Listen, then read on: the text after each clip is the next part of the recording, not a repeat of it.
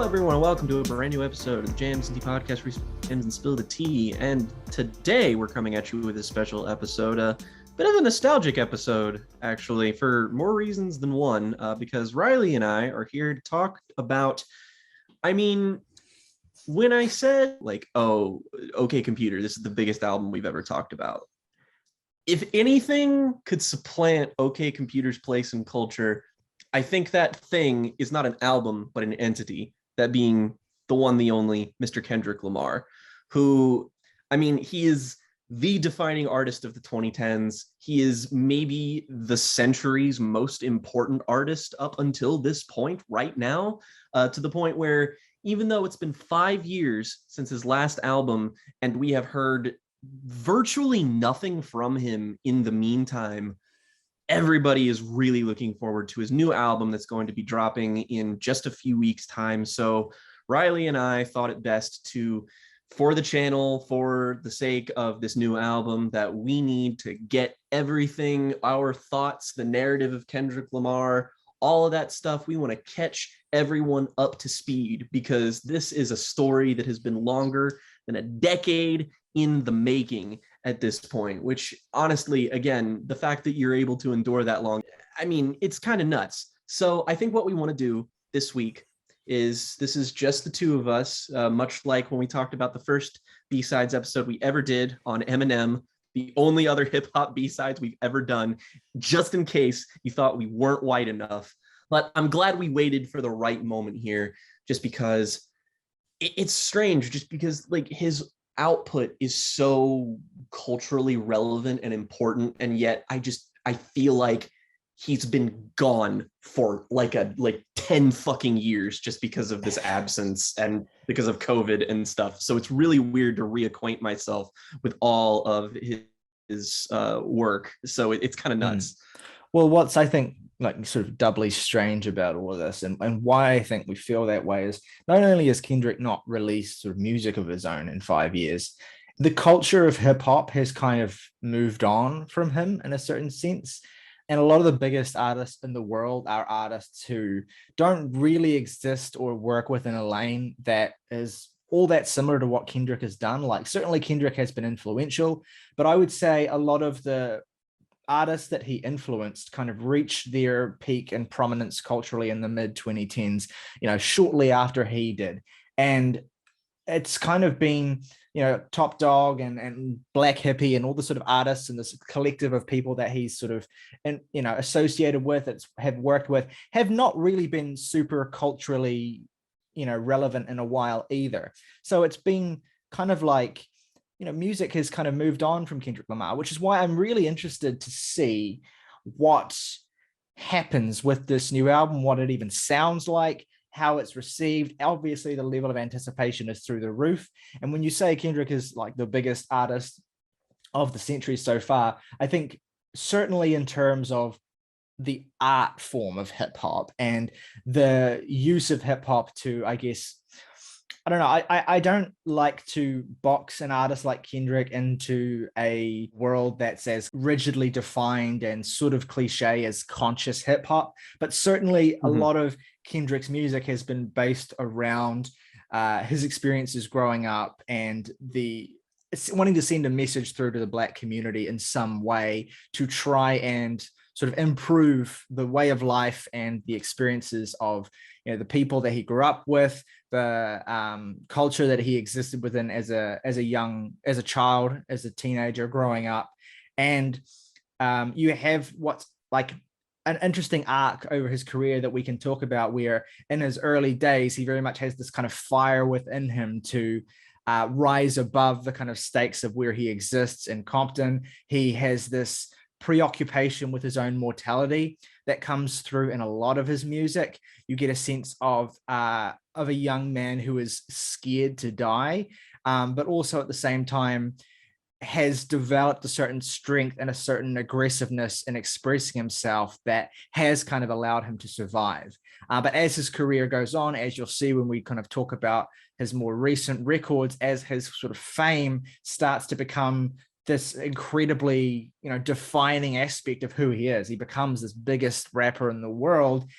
he then, I think, starts to look more inward and starts to be more concerned with things, ideas of legacy, with ideas of how he has changed and how his relationship with Compton, where he grew up, an incredibly important location and culture to him, how that relationship shifts, how his obligation with and standing within his community shifts. And you do get this sense of progression that I think is quite interesting, even though, I mean, all of the music that we're going to talk about today, Kendrick released in his 20s, essentially. Like, he turned 30, I think, shortly after Damn came out. And so Christ. you have a set of you have an incredible progression for an artist within a, you know, really sort of small time space. I mean, you could compare him to like one of the great sort of basketball players or a lot of great sports people who kind of reach a certain prime, and then you just get a concentrated series of incredible years with them, that, you know. Not So, unfair to say that he is the Michael Jordan of hip hop. I mean, honestly, I think that's an interesting comparison, one that you could probably dive into with.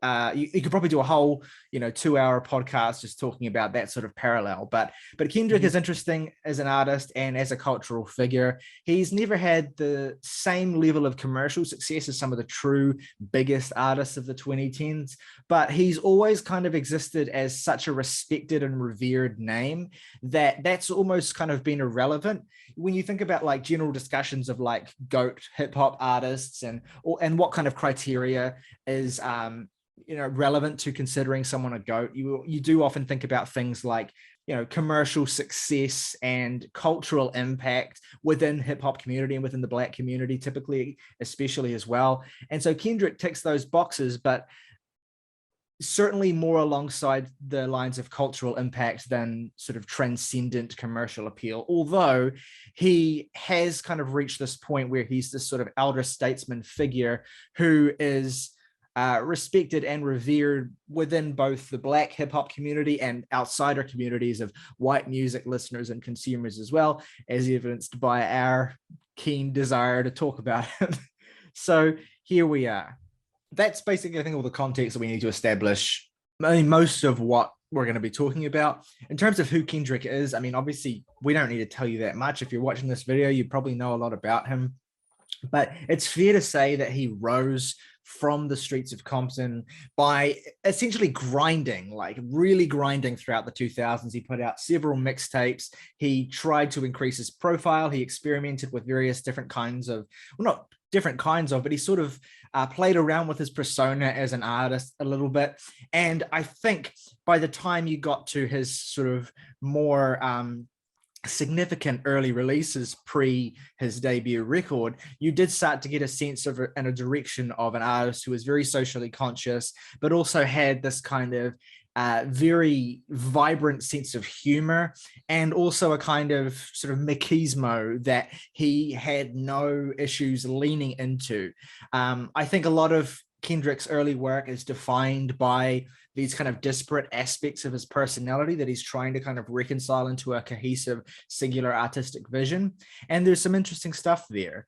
We're not going to talk about all of those sort of early like mixtape day releases, but we'll touch very briefly on a couple of them. The first of those, of course, being the Kendrick Lamar EP, which released in 2009. Jake, do you want to tell us a little bit about what this EP represents and how you get a sense of Kendrick at this early point on this EP?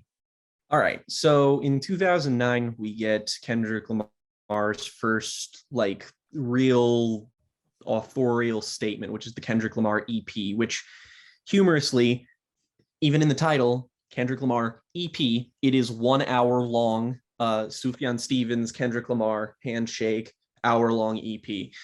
So as you might expect, it's his first real project, but I think labeling this an EP and generally the approach that he took to his early career is an approach that I personally both admire and kind of wish other people would learn from, because I feel like the landscape of music right now is so demanding of the instantaneous. It wants these new hot artists to immediately come out fully formed to deliver instantly, and it leads to a lot of the time them having to do things at the whim of their label or do things just to, you know, release a single just to keep themselves in the popular consciousness, and they kind of have to wait, and they have kind of a delayed false start for their career, which I think is deftly avoided with Kendrick. I'm pretty sure that a lot of people, I mean, that's not exactly an unpopular opinion to hold. But that said, I do really like the EP. I think it's good. I mean, the fact that it is an hour long is kind of its biggest issue, in that there's just a lot of songs here that aren't quite up to his usual pedigree. But then again, can I really complain when it's his first thing? I would say that basically everything on here is bare minimum good, save for I Do This featuring J Rock, which is just frankly not a good song. But, you know, again, one song out of 15, that ain't bad. You've got moments on here like Is It Love, which is a really great first sort of statement from him in the form of a song. He's really kind of playing it up with both the soulfulness of the production and his really unique flow. And then right after that, you have actually one of my favorite Kendrick Lamar songs, which is Celebration, which is handily the best thing on here. And it just kind of bounces back and forth of him doing songs that are within his very kind of psychedelic, kind of trap rap adjacent sound, with a bunch of people who are on Top Dog. You've got Schoolboy Q, you've got BJ the Chicago Kid, and J Rock, and Absol, and a bunch of people that he would work with later on here. And yeah, this is something that I would hardly call great, and it is very much an encapsulation of everything that he would go on to do. There are elements of narratives within songs. There are him talking about living in Compton, him being young, talking about what he wants to do on a more sort of existential artistic level, something that we probably wouldn't see sort of hail itself until T-Pab and Damn came around. So this is in itself a novelty to see where Kendrick started. Would I say that this is an essential listen? No. Is it essential to understanding the trajectory of Kendrick? Absolutely 100%. If you're a fan of Kendrick, you are going to find 3 to 5 songs on here that you totally fuck with.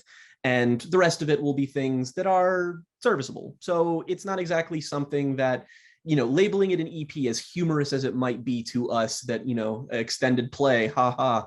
But I think it was the right decision. If this was the first proper entry in his studio discography, it would feel a bit limp by comparison. So I applaud his first sort of foray into the world and knowing his limitations. Yeah, it's interesting to make a point of the length of the EP. I think on I'm not sure which, well, I think it's the Heart Part 2. Here's a bar on that song where he talks about, where he references the fact that he released an hour-long EP and the fact that, you know, that's not the conventions of what an EP is. And I think he kind of talks about it as like a form of trying to kind of deconstruct, you know, the kind of boxes that artists are put into and kind of what's expected of particular formats from particular artists. And it's a bit silly in the context of talking about an EP, but you kind of do get what he's going for. You kind of do get that he has this intrinsic desire to kind of break down some of the core expectations and conventions of what hip hop artists are expected to do, of how hip hop artists are expected to present themselves. He has, from the go, I would think, this very intense craving and desire to carve out a distinct identity, a distinct place and personality. You do genuinely get the feeling straight from the off that he wants to be the GOAT, and he has this fire and he has this hunger in him. I mean, there's bars on Section 80 where he talks about where he kind of like boasts of his influence at a point where he hadn't really quite gotten there yet, but you could tell that it was the kind of cocksure attitude of someone who was going to get there and was going to get there very soon. And so in terms of pre-record releases, you also have the 2010 mixtape, Overly Dedicated, which very much was, I think, the first sort of release that people often think of when they think of Kendrick's kind of ascendance before Section 80. I mean, you've got to remember as well, like all of these releases, the EP, Overly Dedicated, Section 80, and Good Kid, Mad City, were all happening in a quite a close time frame. Kendrick was being very prolific. But by the time he was recording Section 80, he already had like parts of Good Kid, Mad City recorded, and that whole concept worked out. So Overly Dedicated comes at the kind of threshold of Kendrick's crossover, and also, you know, connected to this, tangential to this. I'm not actually sure of the exact point in the timeline that it happened, but you had Kendrick being signed by Dr. Dre. And this is a huge moment for Kendrick. This is a massive step forward in his ability to get himself out there, and a huge part of the reason why I think he was able to ascend into cultural prominence as quickly as he was. And I'll talk a little bit more about that as we kind of get into the album era. But as for Overly Dedicated, it's an interesting mixtape. Again, I think it seems to have some of the same sorts of qualities as that EP. I'm not overly enamored with it, to be perfectly honest. It's not, and I think a lot of it is to do with the fact that it really does feel as though Kendrick is trying to spread himself in all of these different directions in terms of, you know, what the Kendrick Lamar, the K-Dot personality is, and the kind of rapper that he is. And so you have a lot of inconsistency in this release. I think you have some aspects of the release that don't really hold up. One thing I will shout out, one particular song I will shout out, and it's not because it's a highlight. I don't particularly care for this song at all, but I think it's relevant because earlier we made I sort of brought up, you know, the comparison of Kendrick Lamar, and you could even see the Dre signing as being like comparable to a massive NBA players like getting drafted to a major team. We made a Michael Jordan comparison. And there is actually a song on this mixtape called Michael Jordan, where Kendrick himself invokes this comparison. It's a song with Schoolboy Q. It is, it's not bad. Good.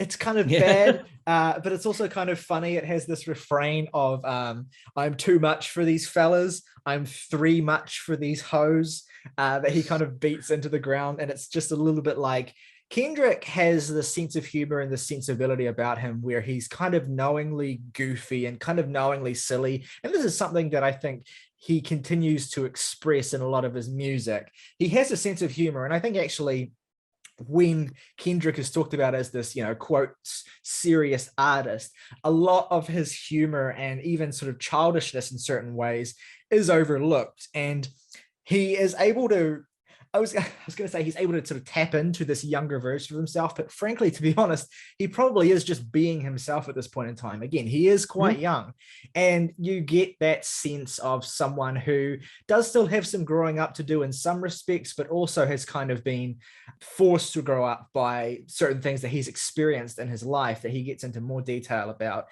in his records. But Overly Dedicated it's a mixed bag. I think some people, Kendrick fans, will probably enjoy it a little bit more than I did.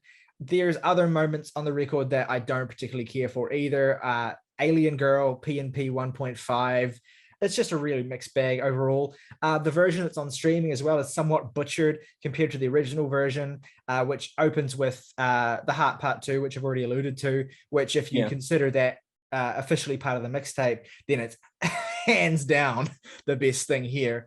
It also helps that it's got amazing production from the Roots. And one thing that you also get demonstrated in these early mixtapes, EPs as well, is some of Kendrick's collaborators in terms of production, many of whom he will stick with like right up until the present day. The most, I think, important of those is Soundwave, who has huge production credits on basically every single Kendrick Lamar release, and is basically a confidant of Kendrick's in terms of realizing whatever musical vision he's looking for. And so production credits to artists like Soundwave and other regular producers of Kendrick are going to be worth acknowledging as they happen.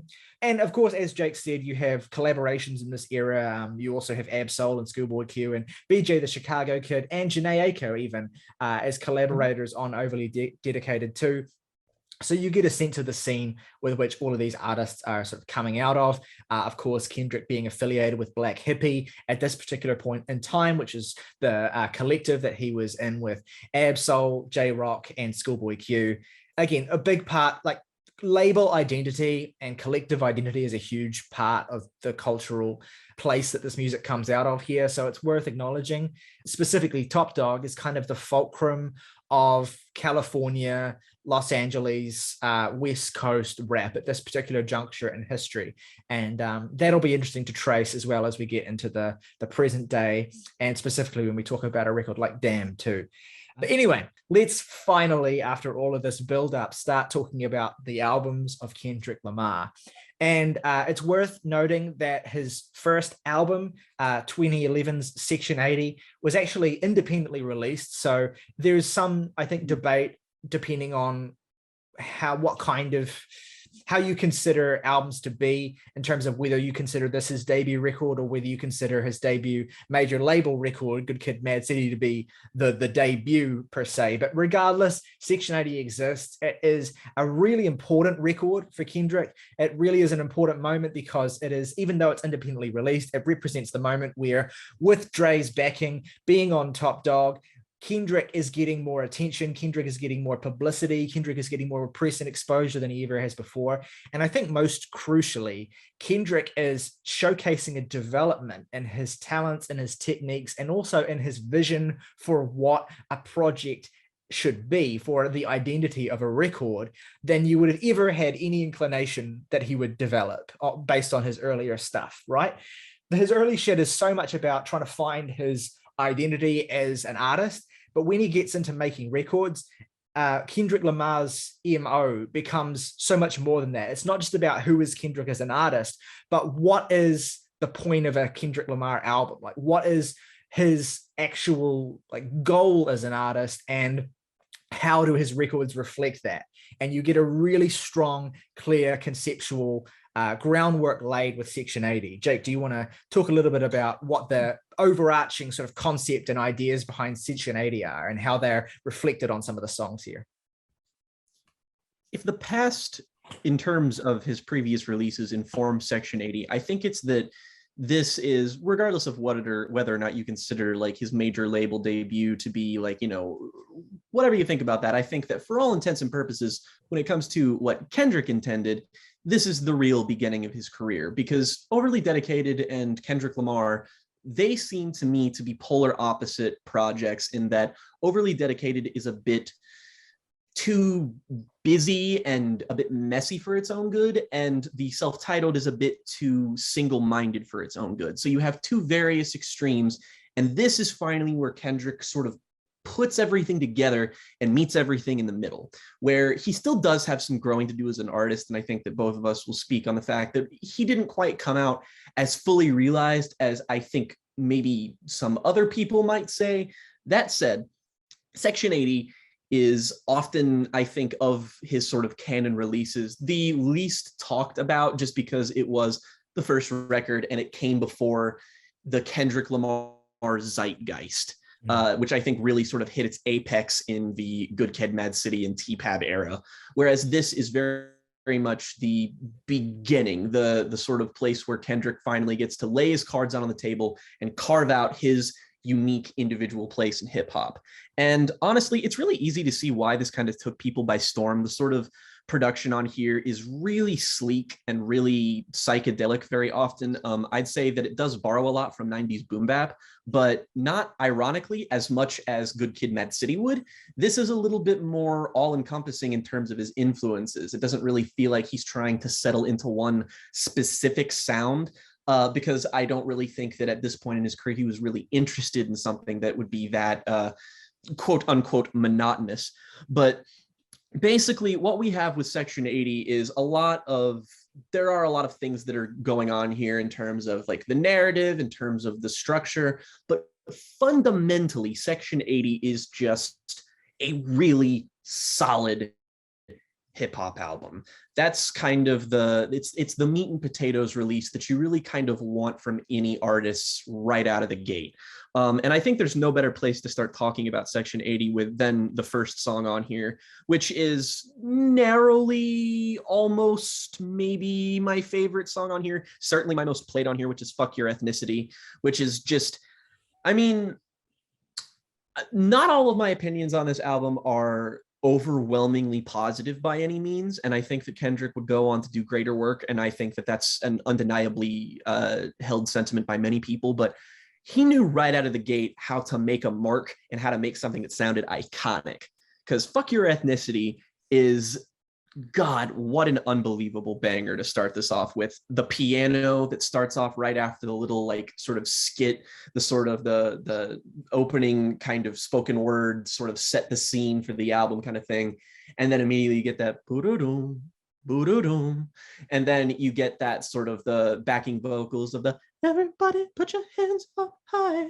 And oh man, he just comes out and he just sounds so fucking hungry. He immediately showcases a skill and a talent writing this beat that he was great before, but on this, he is locked into place. You can tell that this is something that people slaved over for. I mean, like, I don't know how long it took to actually make this or how prolific Kendrick was in terms of like, you know, he said you said that he was making Good Kid, Mad City. Technically, like there's some overlap here, but you never really might be able to like pin that point on and like guess that, just because this really does feel like a fully realized, cohesive, committed thing. And like the way the drums sound on here, the way that the vocals interact with the beat, it's so fantastic. And Kendrick as a whole too on here is immediately like really hungry, really boastful, but in a way that feels youthful and invigorating and cool. One thing that he sort of comes out the gate with here and on the last track, which on my opinion, the first and last track on this album are two of the best Kendrick Lamar songs, full stop. He constantly compares himself to people in the Black community that are really important. You can hear the sort of processed vocals on this. One of my favorite parts that I always laugh at on this album, which is the "I shot Martin Luther King with an AK-47." And then at the very end of the album on High Power, he talks about Malcolm X. But the interesting thing, upon listening to this for the first time in a really long time for this video that I found there, that I found out, that I just kind of realized, is that Kendrick is not especially reverent of these people at this stage in his career. And I always kind of wondered what the deal was with that, but I just sort of put it to the side because like, this song just kind of bangs. I'm not going to think about this shit. And then I kind of dug into the weeds with this album a bit, and really it kind of just sort of tells you where Kendrick is at on a personal and even spiritual level, reckoning with his idols. Is that at this point Kendrick as a young man sees figures like Martin Luther King and Malcolm X as being sort of people that he and other people like him are forced to live up to the legacy of. Is that if he wants to be great, he must rise to the occasion and the expectations and the almost burden that his predecessors have laid before him. And the cool thing about it is that he's not exactly bragging. He's sort of kind of dismissing them in a childish way, in a way that I almost think is very theatrical, in order to tell you that he's trying to do good, but is in a very complicated relationship with how exactly he's going to do that, which is elaborated upon in better detail on something like To Pimp a Butterfly. But you can find the seeds of it here. And it's woven into tracks that, for the most part, are very consistently slick, very consistently enjoyable. I think the sort of opening run of tracks of Fuck Your Ethnicity, followed by the incredibly catchy Hole Up, and another one of Kendrick's canonical tracks, ADHD, is an all-time banger. 10 doobies to the face. Fuck that. Funny story about ADHD is that I don't remember what setting it was in my car, but whenever I would connect my phone to the speakers in my car, it would automatically play the song in my iTunes library that was like highest up on the alphabet. Yeah. And that was ADHD. So every time for like a year when I got into my car, ADHD would play as soon as I got into it. So I've heard that song an awful fucking lot. And that's not exactly to say that it starts off with a bang and then just kind of diminishes, because later into the track list, I think you get some deep cuts here that are really great, like Poe Man's Dreams, his Vice. You get shit like Keisha's Song and the ever memorable Rigor Mortis, where he breaks out one of the just absolutely mind-bogglingly stupid fast machine gun flows that anybody in the 2010s was rocking. Just absolutely fantastic. And also, he's not afraid to be aggro, but he's also not afraid to kind of scale things back and be a little bit more of a smoother, soul-infused kind of thing. Like on the following track, Cushion Corinthians, which I'm a really big fan of just because I really love how kind of woozy and hazy it is. And then there's stuff like Absol's outro, where he kind of steps back and lets, some of his collaborators take the reins a little bit to really good effect. And the ever memorable High Power as the ending, which is probably my favorite track on here, because this is like, I feel like High Power is the moment where Kendrick arrives at the end of this album and therefore at the beginning of his career. The Kendrick Lamar that is on High Power is the Kendrick Lamar that we know to this very day. Well, what's interesting about that is that High Power was actually the first single released for this album, and it was released in advance of the record. And so it very much feels like the most declarative statement here, at least to me, right? Like it's all about this kind of mantra and this kind of identity and this ideal for people in Kendrick's community to keep in their heads and use as a kind of philosophy to guide their lives by. And that kind of attitude and that kind of sense of obligation and responsibility that Kendrick feels to impart that and to guide people, I think is a huge part of his driving force, and you see it in lots of parts of this album. And I'll let you finish your thought, and then I'll get into that aspect of it.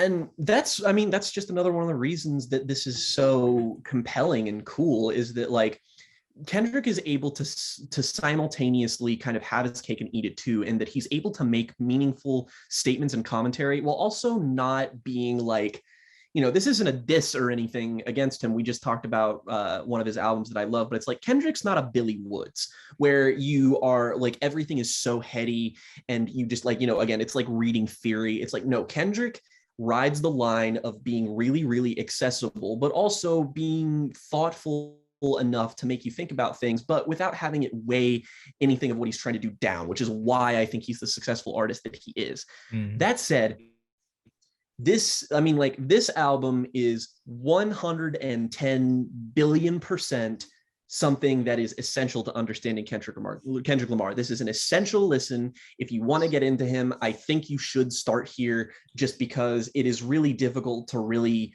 grasp the kind of narrative of him as an artist and a person if you don't start from the beginning, which I would consider this as, despite the fact that it's not the beginning technically.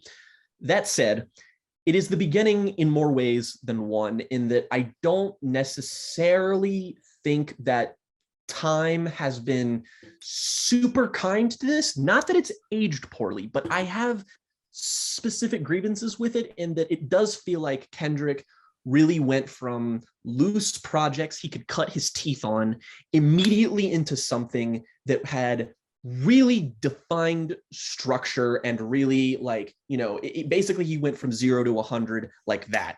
And I don't necessarily think that he did that flawlessly, even though I would say that Section 80 is a great album. There are moments here which do kind of take this down a few notches for me, specifically after that opening run of Fuck Your Ethnicity, Hold Up, and ADHD, is that No Makeup, Tammy Song, Chapter 6, this is a near 10-minute long stretch on this album that, I will be completely honest, does not do a whole lot for me personally. I already mentioned that the chapter interludes are kind of wonky, but the song No Makeup, while I don't dislike anything on here, No Makeup is just a part of the album that veers wildly into pop rap in a way that feels like it doesn't align with Kendrick's pop rap sensibilities. Because don't get it twisted. Yeah, I'm complimenting his lyricism, his flow, his technicalities, and his thoughtfulness and his abilities as a conscious rapper. But Kendrick is a great pop rapper, and no sooner will that be proved than the album after this. However, this is a kind of pop rap that just doesn't feel like it's suited to him specifically. The feature here, it just sonically, it feels like this is from another fucking world, and then nothing else on the album really sounds like it. And Tammy's song, Her Evils, is also just a showcase of the fact that some of the hooks on here, coupled with the fact that Kendrick is younger and still kind of really leaning into that very nasally flow, is that if you have a hook that doesn't really work 100%, it might get a little bit annoying kind of quickly, like it does on here. And look, it's not frequent, and this is really the lowest point on the album for me, and I still think it's passable. But what it shows is that Section 80 is an album that kind of has a ceiling. I hate saying that just because it feels like it diminishes all artists' work, and to say that, like, oh, earlier records from artists don't matter because later on they can do better stuff. And that's not what I mean. But when you have something that is so focused, it does kind of feel like like a draft for Good Kid, Mad City. And that, like, especially when it comes to the conceptual elements of this album, which I hear a lot of people talk about in terms of the fact that it has those three characters of Keisha and Tammy and like the three women on this album. And they talk about how Section 80 is a concept album. I disagree. I don't think it is. I don't think that the narrative threads here are, if it's trying to be a concept album, I think that it outright fails, but I don't think it's trying to be one. I just feel like maybe with hindsight, people are like, oh, these connecting threads mean that this is a story. It's not a story. I can't really find the ABC narrative in this album, and it kind of feels like a half measure. So yeah, there's a lot of good here, and there's nothing bad, but it's just frustrating that it's not all as smooth as it would be later on, I guess. Yeah, so I want to pick up on the overarching structure and themes and ideas of this record. I disagree. I do think this is a concept record, but I don't think it's a concept record in the sense that, oh, it's a record with a linear narrative that carries across all of the songs.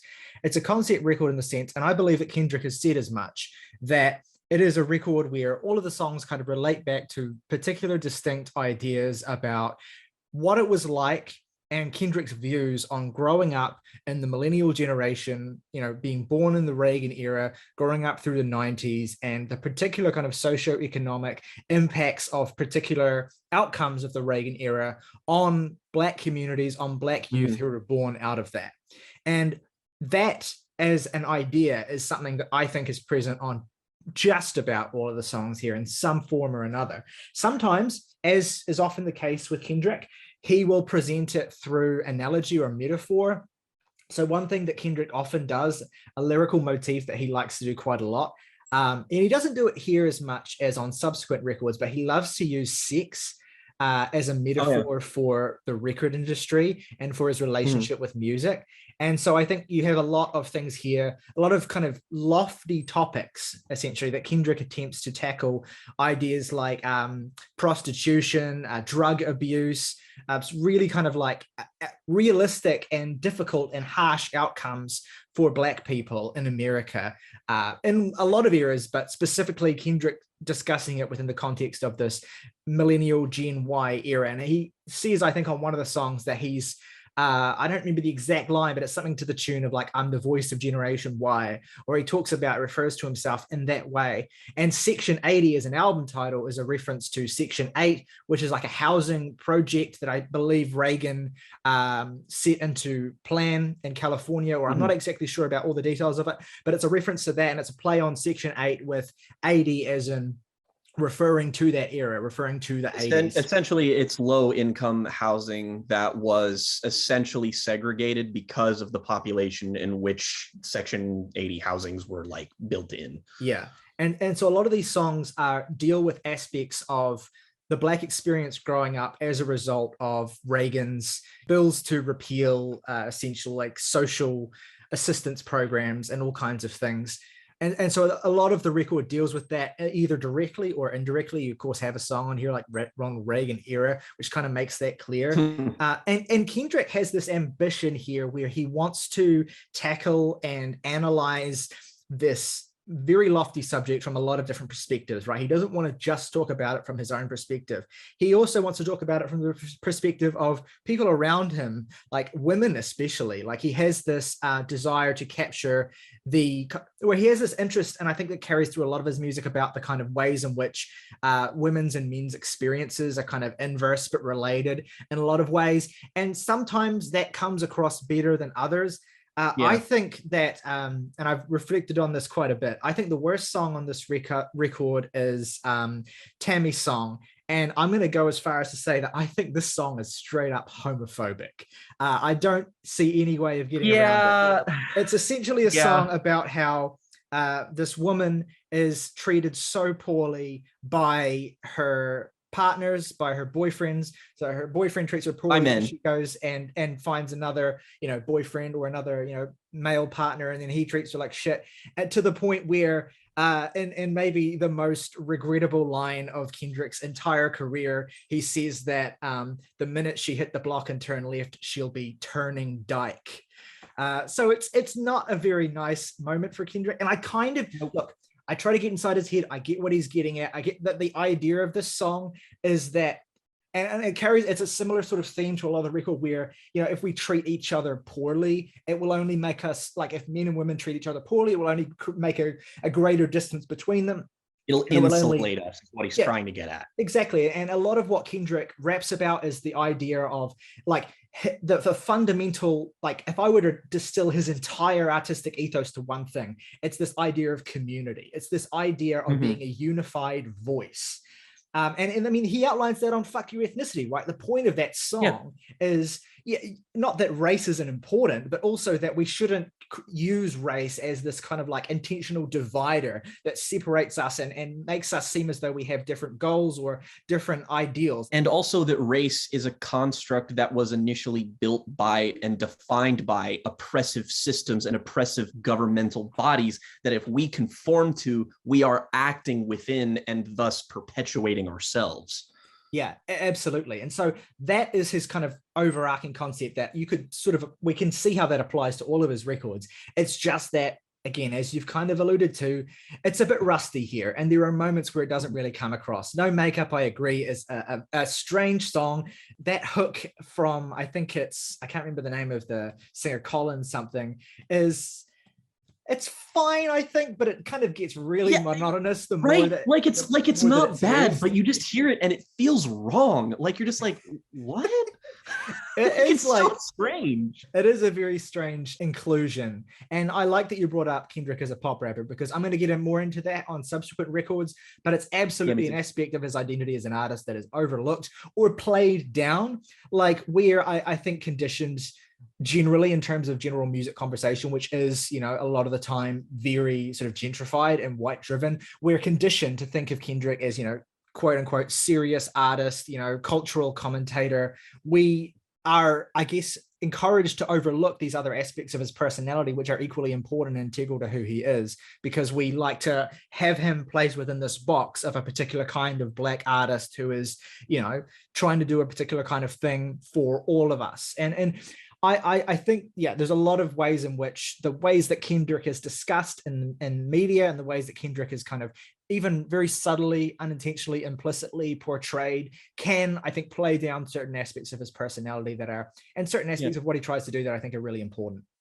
And I think to some extent, they dehumanize him, and it's kind of strange because he's an artist who is deeply focused on his own humanity in his records, which is strange to me. It's like people want to view him as like, I mean, we'll get to it when we get to it, but it's just funny the angle that he takes on T-Pab, because he's still treated as a very messianic figure who's like, he's expected to behave and to make a certain kind of music and to conform to a certain set of expectations, when in reality, it's like, he's doing all the things that you're saying he's doing, but he's also doing a lot of other shit too. Like, I feel like we might be underselling the extent to which some of the great songs on this album in particular, and songs later, just kind of knock also. Absolutely. I mean, you've already alluded to and talked well about some of my favorites. My absolute favorite here is High Power, which I consider to be an absolute top 10 Kendrick song. Yes. And I want to also say, because it's not an artist that I often get a reason or opportunity to commend. Well done to J. Cole for making the beat on this track, because it's an amazing beat. It's my favorite beat on the record as well. It's fantastic, and Kendrick just absolutely rides the fuck out of it. Similarly, I love the simplicity of the rigor mortis beat and the way in which he just absolutely kind of dominates it completely, 100%. Other moments on the record that I love, I want to actually, because I was talking about the socially conscious aspect of this record, and I was talking about how, you know, with regard to Kendrick's perspective on women, it sometimes doesn't come across very favorably in songs like No Makeup and Tammy's Song. But I do want to contrast that with a point at which Kendrick, I think, treads a difficult balance fairly well, which is on the song Keisha's Song, where he talks about the experiences of Black sex workers and the, you know, reality of that existence, where you definitely get a clear perspective that Kendrick, it's not that Kendrick looks down on Black sex workers, of course not, but he feels as though that existence is a trap, that you know, the system that he's talking about and the socioeconomic, you know, situations and flow-on effects of the Reagan era and beyond and way before the Reagan era have kind of pushed, you know, people into, like, they push a lot of male Black people into the drug business, and they push a lot of female Black people into the sex work industry.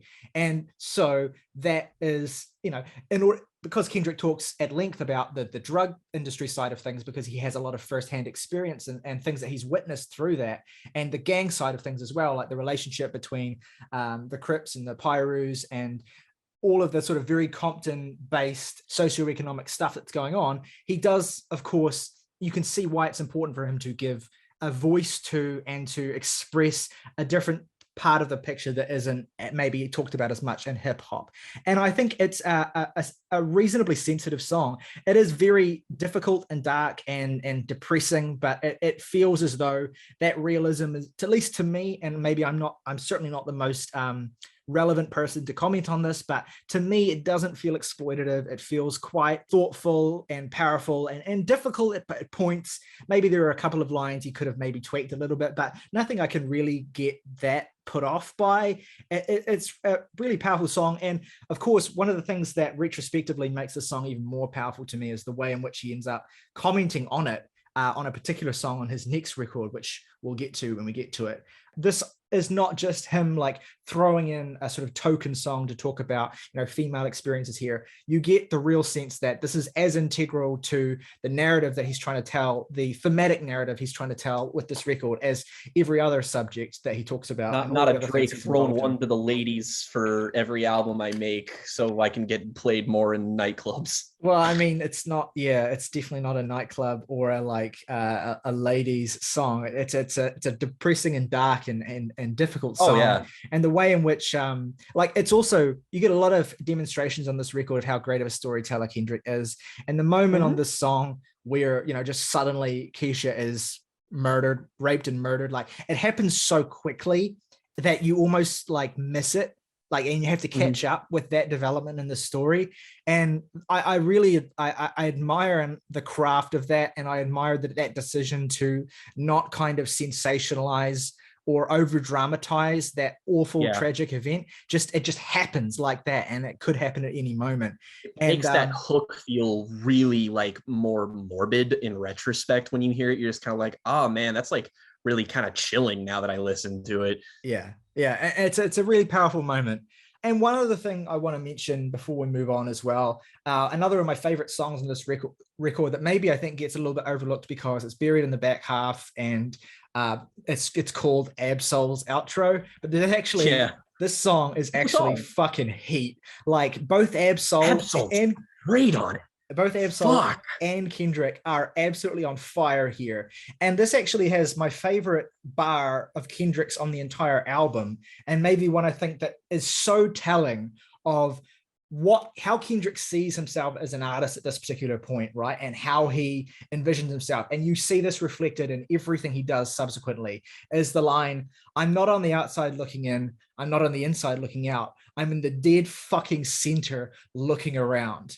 Like, that is so true to what Kendrick is. Like he doesn't see himself as particularly defined by, the hood identity he had growing up, nor his, impending stardom, which he knows he's about to, be shot into the stratosphere. He sees himself as someone who has connections to both of those worlds, is able to comment on both of those worlds, and is able to draw those worlds together. And, he's an appeal to both of those worlds to maintain his street cred and to maintain his popularity and to grow both of those things. Sure, there's tough aspects of that it becomes harder for him to deal with, that he talks about a lot on To Pimp a Butterfly, but still he has a sense of what he wants to do and the kind of person he needs to be early on. And that aspect of the Kendrick Lamar narrative is one of the things that makes it so compelling. JQ said Section 80 is a really what the record you should listen to if you're starting out in your Kendrick run. And I agree in the sense that every Kendrick record is so intimately tied within the particular narrative of Kendrick as a person, that if you want to get a sense of him, you have to listen to them all. You have to get that sense of continuity and progression. And I mean, the reference to Keisha's song on the next record we're going to talk about is one, example of many that would completely fly over people's heads if you don't listen to this record and appreciate it. So absolutely, while I have significant reservations about this record, another song I didn't even talk about that I also just don't care for at all is The Spiteful Chant, which just really... I'm gonna be honest with you, I really like this song.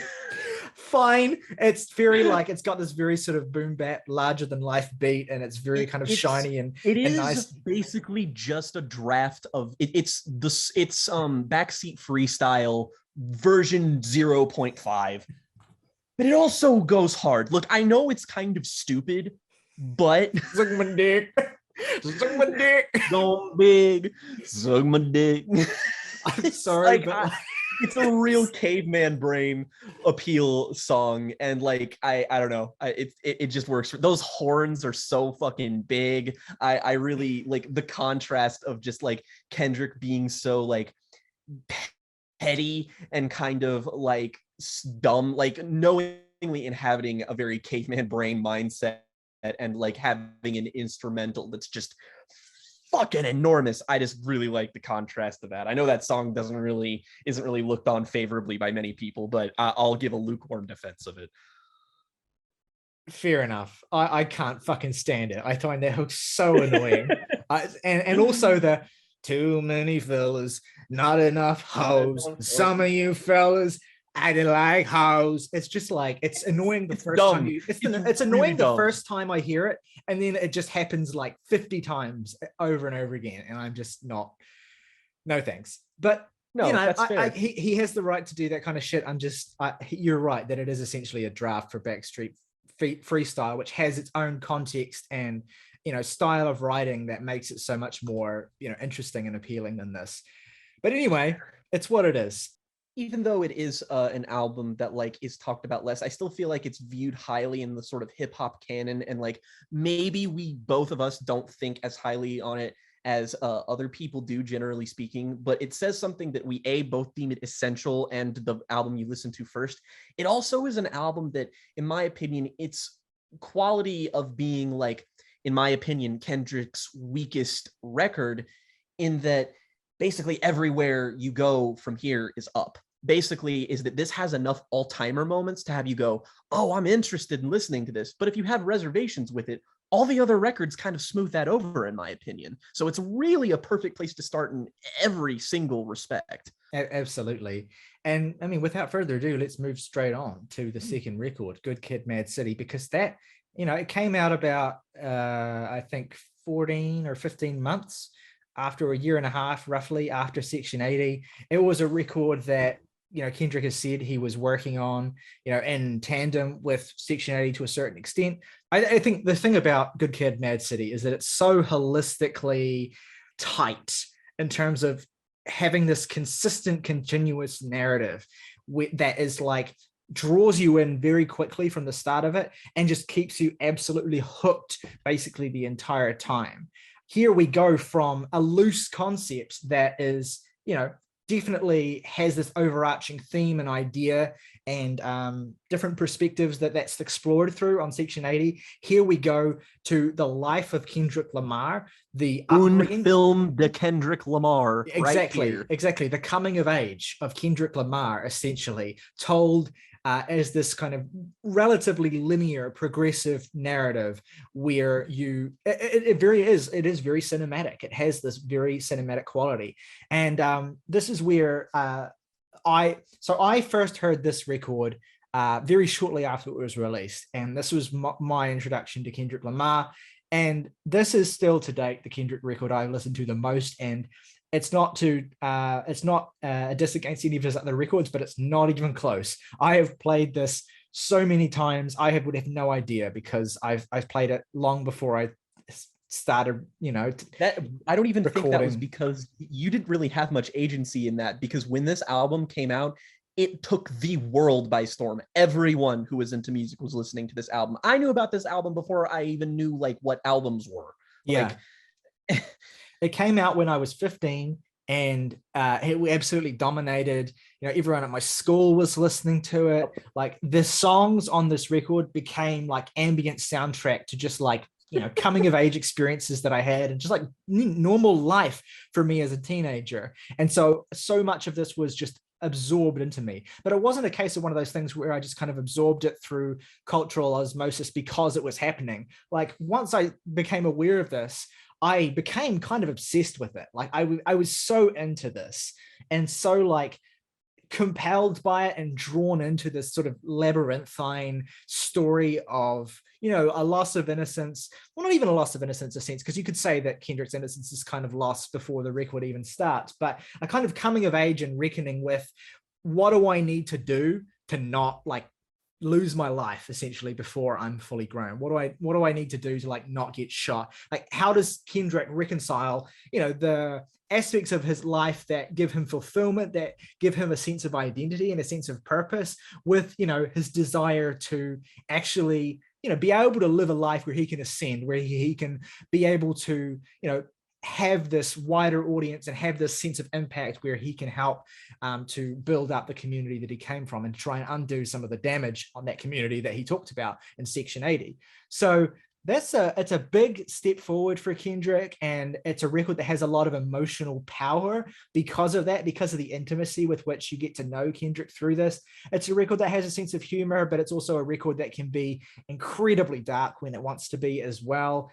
I love the way that you're kind of just immediately put into the mindset of teenage Kendrick, like with the choice to open this album with Shireen, like the choice to open this album with a song that's essentially about, wanting to get off really badly with this girl, and just like having it completely consume your mind.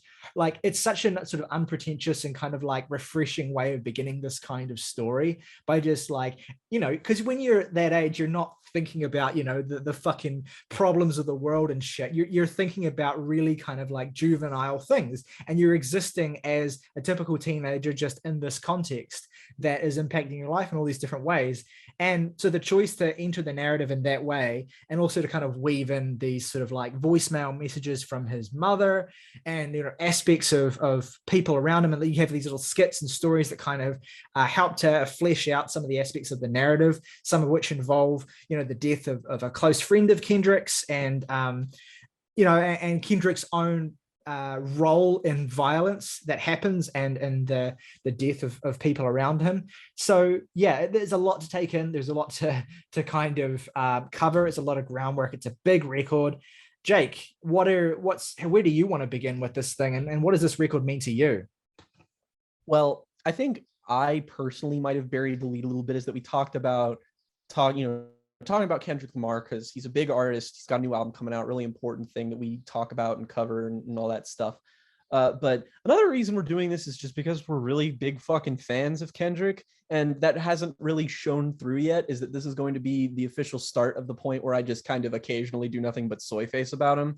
Because while I was aware of Good Kid, Mad City and aware of Kendrick Lamar, it was still before my musical inception. So this wasn't the album that got me into him, or that like I didn't get on board until To Pimp a Butterfly, and I'll get to that when we talk about it. But so I discovered Good Kid, M.A.A.d City in retrospect, and obviously since I'm holding the vinyl, you can probably tell that I of the vinyl of the deluxe edition, no less, that I'm a bit of a fan. And I really think that basically every problem I mentioned on Section 80 is more or less smoothed over here in terms of structure, in that, yeah, this is a concept album in the traditional sense that this is a pretty linearly structured narrative.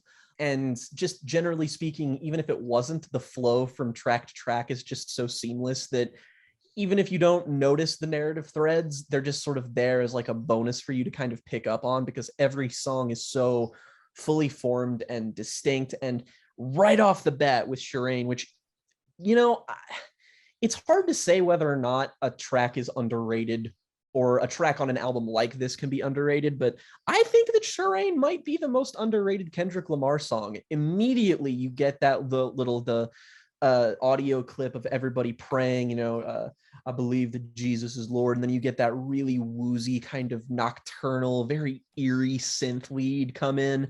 And it's just such a really, like, I guess nocturnal is really the feeling overall for the song in general. It's so mysterious. It makes you feel like Kendrick going to the other side of Compton to see this stripper named Shireen, and how like tempting it was and alluring it was, and how he had to sneak away. And I love that sort of abrupt ending that it has of him seeing a guy with a gun and him being afraid that he's going to get shot. And eventually, like, he sees, and then his phone rings. And humorously, it has the audio clip of his mother just being like, "Hey, Kendrick, where the fuck are you?" And then his dad, of course, with the ever memorable, "Kenny, where my motherfucking dominoes at?" Which is not the only point on the album, but the amount of times that I've said that with Morgan, I would be a millionaire if I had $1 for every time. But it manages to weave in these little audio snippets in ways that don't feel intrusive, that feel vital to how this album flows together. But I think the cool thing about Good Kid, M.A.A.d City is that the songs proper are just some of the best hip hop songs of the 2010s. You have Shireen, which is a very nocturnal, very like smooth, very psychedelic sounding song, which makes a great lead into Bitch Don't Kill My Vibe, which is another like canonical Kendrick song, which is a perfect just lay back, get high, just let the worries of the world wash over you song, because like that song acts as what it is about, because that's about Kendrick's young self specifically trying to listen to music, trying to drink, try to like just let the entire world of Compton and everything around him just sort of fade away. And it's a perfect synecdoche for that. Yeah. And then after that you get I think this was the lead single, was it? Backseat Freestyle? The lead single was actually the song "The Recipe," which was actually ended up just being a bonus track on the deluxe edition. So that is interesting. But I believe that, let me just double check this. I believe that following that, actually the next single following that was "Swimming Pools." And those were the only two singles that were released before the album. Then you had Backstreet Freestyle, which was a single in January of 2013. It's definitely like Bitch Don't Kill My Vibe and Backstreet Freestyle, I just want to say off the bat, are like the songs that when I was at school and people were playing Kendrick Lamar, it was almost invariably either one of these songs. In fact, distinct memories of Bitch Don't Kill My Vibe just kind of like echoing through like the corridors and stuff. And I want to say as well, I've mentioned Soundwave already. This is one of his best beats, I think. It's just so instantly iconic to me. It's incredibly simple. I have some great energy from 2 planets away. I got my drink, I got my music. It's so great good sampling on throughout this record that we can touch on as we essentially go through these tracks. But yeah, one of the things that we'll note repeatedly is not just how, you know, instantly iconic these songs are in terms of how great Kendrick is at really crafting a hook and immersing you in a really compelling story, but just how each of them has its own distinct sound that you can remember, right? Like each track sounds a particular way that no other song on the record quite sounds. And that's the fact that the record manages a certain level of sonic cohesion while doing that is amazing. Oh yeah, and that's what makes Backseat Freestyle so great, is because it opens up with these two very like kind of lower key songs that are definitely meant to be sort of like lulls in the energy here. It's like any of the like upbeatness sort of comes from Kendrick himself, whereas Backseat Freestyle comes along, which again, that's what is so awesome about this, is that this whole album feels like Kendrick loves describing things via metaphor, whereas Good Kid, Mad City, the album, is a metaphor for the narrative that Kendrick is telling on Good Kid, Mad City. And Backseat Freestyle is in itself a synecdoche for the song that you would be listening to if you were Kendrick when you get in the car with your friends and you drive around in Compton. And man, this beat is spec fucking tacular. Every part of it's memorable, from the very beginning of the Modern Night a all my Dream. life I want money and power, respect my mind or die from lead showers. All Yeah. every line on this song is heat. And the best part about it too is that when you like look into it, it's like this, it's essentially very simply, very boldly it's a brag rap song, but it's a song that is supposed to make you feel the way you do when you are with your friends listening to songs like Backseat Freestyle. And you get the lyrics like, hope my dick get big as the Eiffel Tower so I can fuck the world for 72 hours. It is a nonstop rush of euphoria and feeling like you are bigger than all of the problems around you. It is a constant, like, this whole album feels like an intoxicating escape from this sunblind, very like, hot Californian neighborhood in the middle of summer. And like you get the sort of details in that go from like, it's Kendrick hanging out by himself after Shireen and Bitch Don't Kill My Vibe, Backseat Freestyles when he gets with his friends, Yeah. and then you get the art of peer pressure, which is when he's with his friends and what they do. Yes. And the art of peer pressure is really where I think the album not hits its stride, just because I really think that this album just basically does nothing but bat 1000.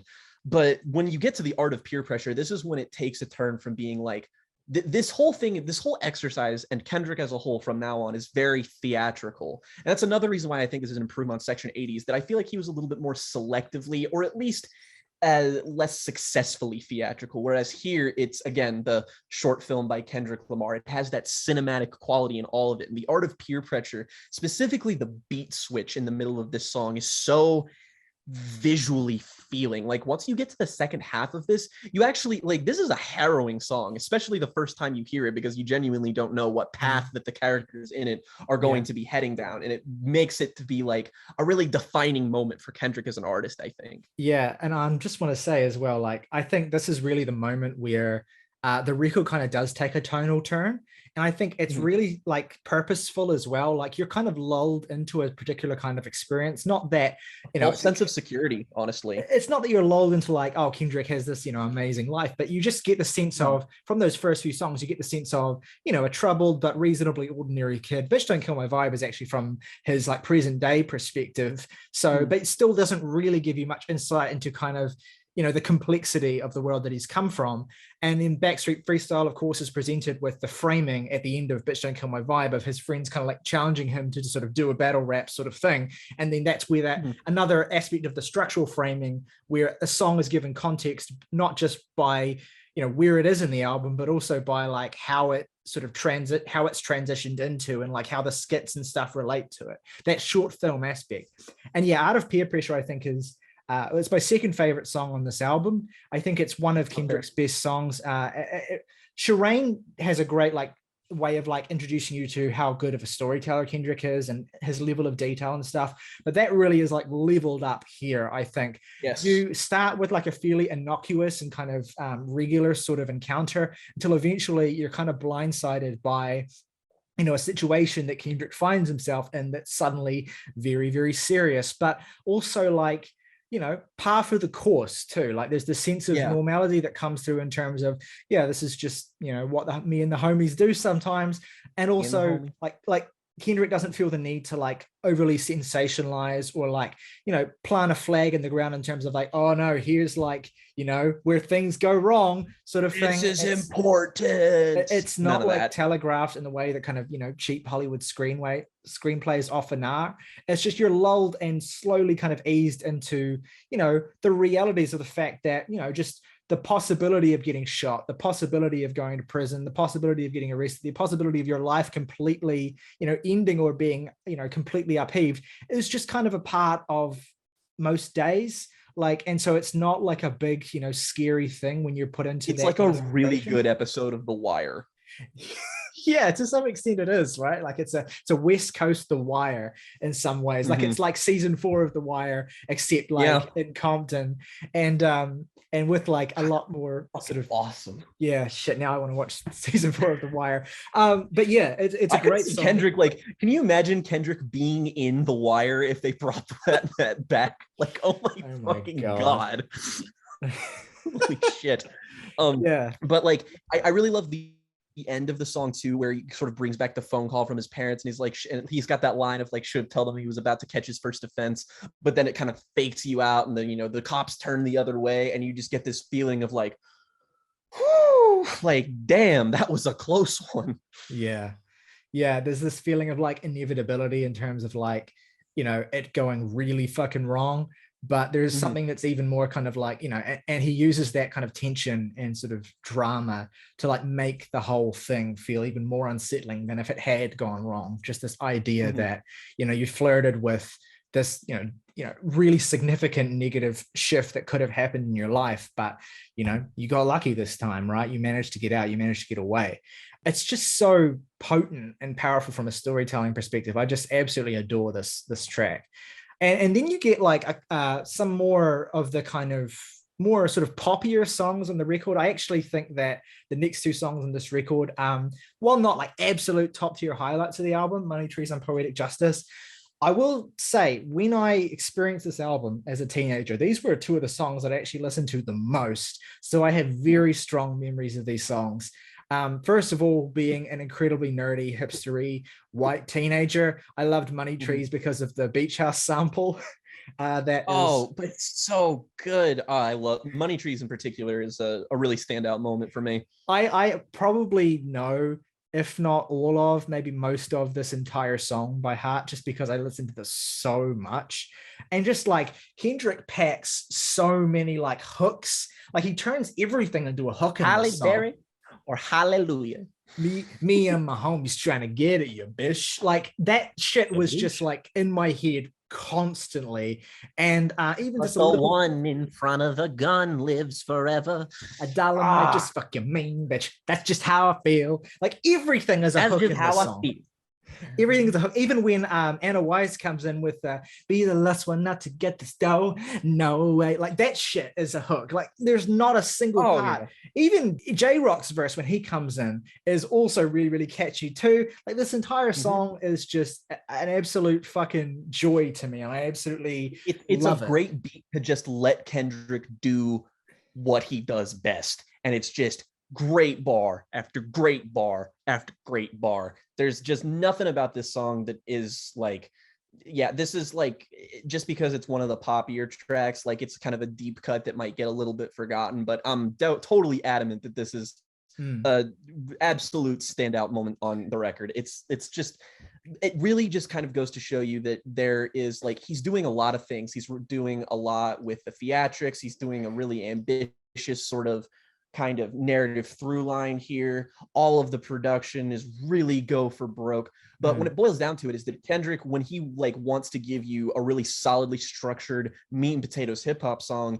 he's going to give it to you, and he's going to do it better than anybody else is going to do it. Yeah, which is like one of my favorite parts about Good Kid, Mad City as a whole, is that it's just a really easily digestible record. And he just loads, like he gives you this really like hooky, pop rap sort of song. but it's just loaded with detail. And in the context of the record as well, it does continue the narrative. Like you get the sense of, you know, hanging out with his homies and like the escapism that a lot of what they do is kind of reflective of, you know, the way in which music and hip hop culture is super important to them, you know, in that way, and in terms of like making their own identity for themselves and having a vision for their future.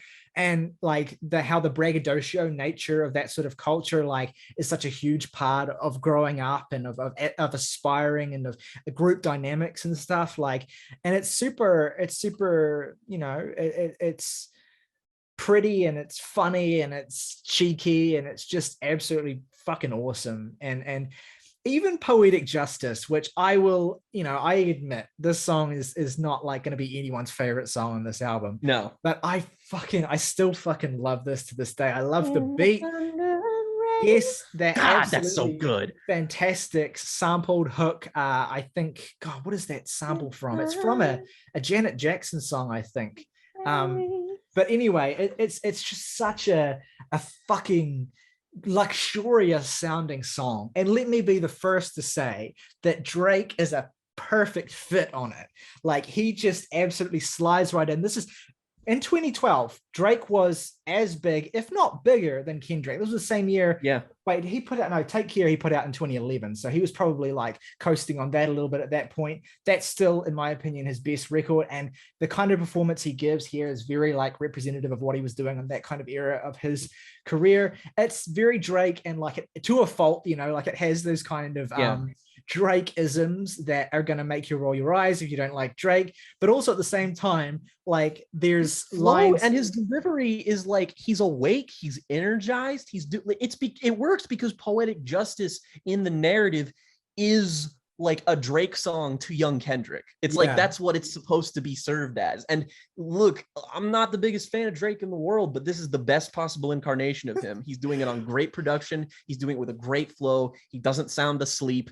It's the best possible circumstances you could like listen to his kind of music if you aren't 100% in the bag for him like I am. He has like one of my favorite like funny lines on this entire album, which is when I see that thing move, I just wish we would fight less and we would talk more, which is like so emblematic of Drake's sense of humor in this particular time as well, but also just really just charming, genuinely funny and charming. Yeah, like and Kendrick's great on it as well. Like that goes without saying. It's sort of like, you know, epic poetry sort of to a fault line when he's like, if I told you that a flower bloomed in a dark room, would you trust it? It's like chin stroking sort of lyric, but also at the same time, there's a bit of tongue in cheek when he says it as well. Like a teenager writing hip hop songs would write about a lyric like that and be like, yeah. Well, I mean, the whole song is about like, you know, pen game and like that aspect of being, you know, young and wanting to kind of carve out your identity and like, you know, trying to be this creative writer and you know,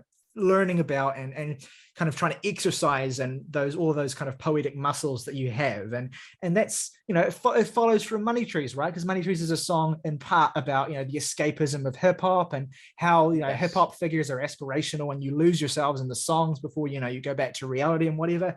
And so Poetic Justice comes in as a continuation of that escapism, where now instead of just escaping through listening to hip hop, Kendrick is escaping through envisioning himself in this world and like flexing those muscles.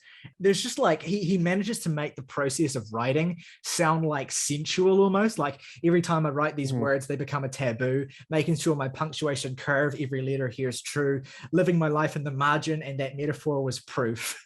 Like it's very funny, but it's also very kind of like slinky, and it's catchy and it gets into your head, and I love it. It's just really, really fun, and I adore this. Yeah, it's to Kendrick's humanity that is like, you know, he can often be mistaken for an artist just like, oh, I'm so serious, where it's just like, I think this is just a testament to the fact that he has only been interested in being a very flawed, very honest human being that has no illusions about himself. It's an act of humiliation in and of itself. 100%. And then you kind of get, we get a shift now into the back half of this record, where things get real to a certain extent, but also like, again, with the structure of this being like a film, you get a sense of like an act by act progression to a certain extent.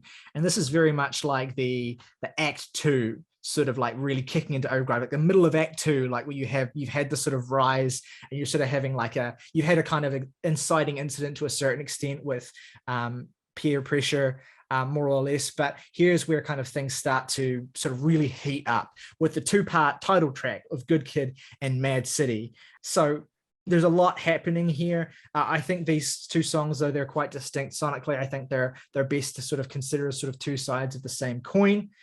Kendrick here kind of introduces this idea of, you know, two-sided or two-part songs, which he kind of builds on later in the record as well. And this is where I think it really, Kendrick's sort of grappling with the reality of the place he exists within and what he needs to do in order to survive starts to become a little bit more serious. Like we've established at this point, Kendrick, young K. has aspirations. He wants to be a rapper. He wants to, you know, have this particular voice and have it reach as many people as possible. And now that he's had that realization with the last two songs, he has to reconcile that with the world he exists in and the fact that, you know, if he's not careful, he won't get to realize that. He will end up, you know, shot in the street. And this is a preoccupation that even though Kendrick manages to escape it, it still stays ever present in his mind. Like even as he kind of grows up and gets more and more successful, this idea that, you know, my success, though I've earned it, is still fragile. Like, you know, things could have been so different so easily. Kendrick has this fascination with, you know, the butterfly effect to a certain extent. And that carries all the way through to Damn, where you have this impermanence is maybe one of the most overarching themes of his entire career. It's just he's obsessed with the fallibility and fragility, like you said, of not just life, but success, love, everything. He is obsessed with the fact he listened to Outkast's Hey Ya and he was like, oh shit, this is fucked, man. Yeah, I mean, what is this kind of, these two songs and this kind of turning point in the record represent for you, Jake? Like how do these songs kind of hit you? It really kind of shifts the tone, I think, because like Good Kid is sort of like, I kind of view as the sort of part one to Mad City's part two, the sort of like really, again, you get reintroduced to that nocturnal kind of production that really feels kind of indicative of a tone change. And then you go into Mad City, which is just one of the best fucking songs he's ever fucking made. I have heard, this is probably the song on here that I've heard the most. Just, I mean, from the very beginning, the Pyros and Crips all got along. They probably hung me down by the end of this song. Sing like the whole city go against me. Here, God. And the beat on this song is enormous. It goes back to that sort of backseat freestyle level of scale, and it kind of sucker punches you because you kind of expect that kind of the emotional kind of tonality of that to return.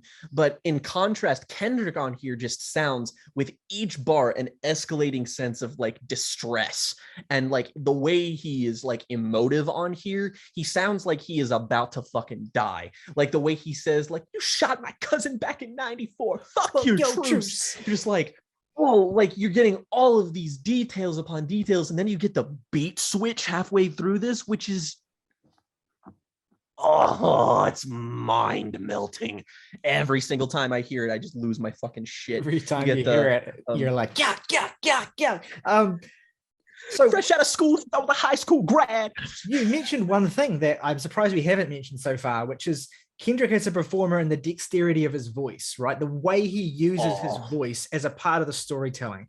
And this gets more and more, a part of his music as his career goes on, where he will take on, he will show you that he's speaking from a different perspective by manipulating his own voice, by putting on an accent, or by using an effect of some kind, or just by manipulating, the emotion and in the way that he's speaking.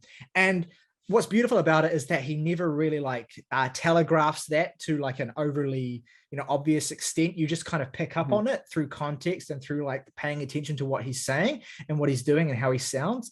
And he's such a that aspect of his performance style, like how important it is to the way you perform, not just the way you rap, but actually the way you make your voice sound, is one of the reasons why he's such a great storyteller. One of the reasons why he's such a great performer and a great artist is that he's able to take you to all of these different places using kind of just what he has, essentially. And it's really deployed nowhere to more powerful effect on this record than here, as you say, in Mad City, where he finds this level that's just like it's terrifying. At certain points you feel genuinely terrified for him, and you feel terrified of the situation that he's in, and you feel that you're in it. Like, this is another one of those songs that just ended up like people would play this like just from their phone speakers at school. Morgan has played this song in the car with me so often while we're driving, just because it just goes. Like, it's listening to it, this is harrowing. Like, there's a shooting that's described on here. This is an experience where Kendrick accidentally smokes a blunt that's laced with cocaine and ends up foaming at the mouth. Like some really heavy shit. And it's just kind of like, sometimes you just like, if you just want something that goes, you can put it on and it'll do the trick. Yeah, I mean, it ends with well, not ends with, but it kind of like the second verse climaxes with him like calling himself Compton's human sacrifice, right? Which is just it's fucking it's a lot. Like, shout out as well. I've talked about Soundwave. Shout out to the other huge Kendrick production collaborator who is such a huge part of helping Kendrick to realize his vision, and that's Terrace Martin, who is like, by the way, an astounding jazz saxophonist and producer in his own right, and a huge part of why Kendrick's biggest records sound the way that they do. He is an incredibly talented musician who frankly does not get his due enough. He's all over so much of the most beloved hip hop of the last 10 years, particularly if it has anything to do sonically with jazz, then Terrace Martin is probably most likely involved. And he produces the second half of this song, and it is an absolutely wild experience. It's just strings. They're so enormous. It's insane. And I love the way that you have that growing intensity from Kendrick as the song goes on. But then when you get to the fourth verse, he's kind of like speaking to you very plainly and kind of almost understatedly. And then his if I told you I killed someone at 16, would you believe me? Just and like his voice just gets like kind of curdles and gets more sort of like drowned out as the verse goes on. And it's just so it's disgusting. Like Compton is swallowing Kendrick. Like it's like it manages to embody everything that can be terrifying about this environment in one song, in a really multifaceted, really like kinetic and visceral way. And God bless, just like I'm like confounded by songs like this where Kendrick really ramps up the emotional intensity, just because his versatility as a performer is just as important as the bars that he's delivering. And I think that only gets an aspect of him that gets stronger and stronger from here on out. 100%. It's God, it's a lot to take in. And then you go into Swimming Pools, right? Which is maybe another the most successful song from this album. Maybe. Yeah, you might be right. Like, it certainly feels like it was one of the songs that was so omnipresent. And again, like, it's kind of hard to believe it's on this album, you know? You think of it as a Kendrick Lamar song, but as a part of Good Kid, Mad City, you're just kind of like, oh yeah, that's right. All of a sudden you get this additional wrinkle to, the kind of culture and the lifestyle that Kendrick, is indulging in, and that he's kind of like socialized to indulge in, with, this very, very, again, kind of quite grueling song about alcoholism and alcohol culture, I suppose, more so than alcoholism. And it's incredibly catchy, it's incredibly sensationalized, it has these kind of blaring horns, but it also has this kind of like really kind of like purring, dark sort of beat. Like when the song starts, like it's kind of very eerie and unsettling. And so again, it makes it even more kind of wild that it was as successful as it was. It's one of the most, I think, pure, unequivocally, just unabashedly dark moments on this record. And it's just super catchy too. Like, it's an incredible balance Kendrick's able to tread here. And I don't want to like reduce it to being like as simplistic as the song is like this. It's really catchy and poppy and cool, but it's actually really dark. Like, yeah, it is those things, but it's not in a in a corny or in like a cheap way. It's a smart way. It's supposed to be intoxicating, like the luring of like, it's supposed to be a song that is about how just alcohol and drugs and basically all kinds of substance abuses that Kendrick grew up around, that his family grew up around, fell victim to, because it was so appealing as an escape from their environment. And it's supposed to be intoxicating in the way that it was to them, to you. It's another part of the synergy of the album, and the way that the theme and the sound are just it's hyperlink music in the way that like hyperlink cinema. It's it's just a great pop rap track too. It just suits. It's a form that suits all functions. 100%. And then we go into Sing About Me, I'm Dying of Thirst. I'm just gonna lead off the bat here. I'm gonna lead off the bat here. This is my favorite Kendrick song. It has been for a long time. On the album.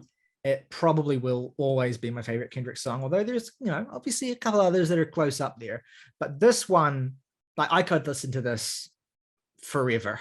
Like, I think that the two sections of this have two of the best beats that Kendrick's ever rapped over. The incredibly luxurious and kind of relaxing. It almost reminds me a little bit of like It Could Be Sweet by Portishead, like really sort of soft, smoothie sort of trip hop stuff with less emphasis on the drums, obviously.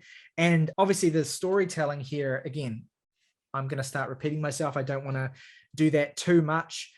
You have more of Kendrick adopting alternate perspectives outside of himself, more of Kendrick kind of reflecting on his own legacy and how his decisions have impacted other people. This is a kind of continuation of a story where at the end of the last song, one of Kendrick's friends or someone that Kendrick's associated with is killed. And the first verse of this song is the brother of that person kind of appealing to Kendrick and sort of thanking him for the support that he gave his friend, and being kind of honest and upfront about, the desire for revenge and the kind of complicated emotions that he's going through in his grief, and the desire that he wants Kendrick to make sure that if he loses his life too, that Kendrick carries on, singing about him, that Kendrick carries on the legacy. And it's kind of emblematic, right, of what Kendrick's overarching goal is in this point, which is to sing about Compton, which is to sing about the people, to continue the stories and make sure that even if, all of the homies are shot, even if the people that he loves are taken from him, that he can continue their existence in some meaningful way through using his voice.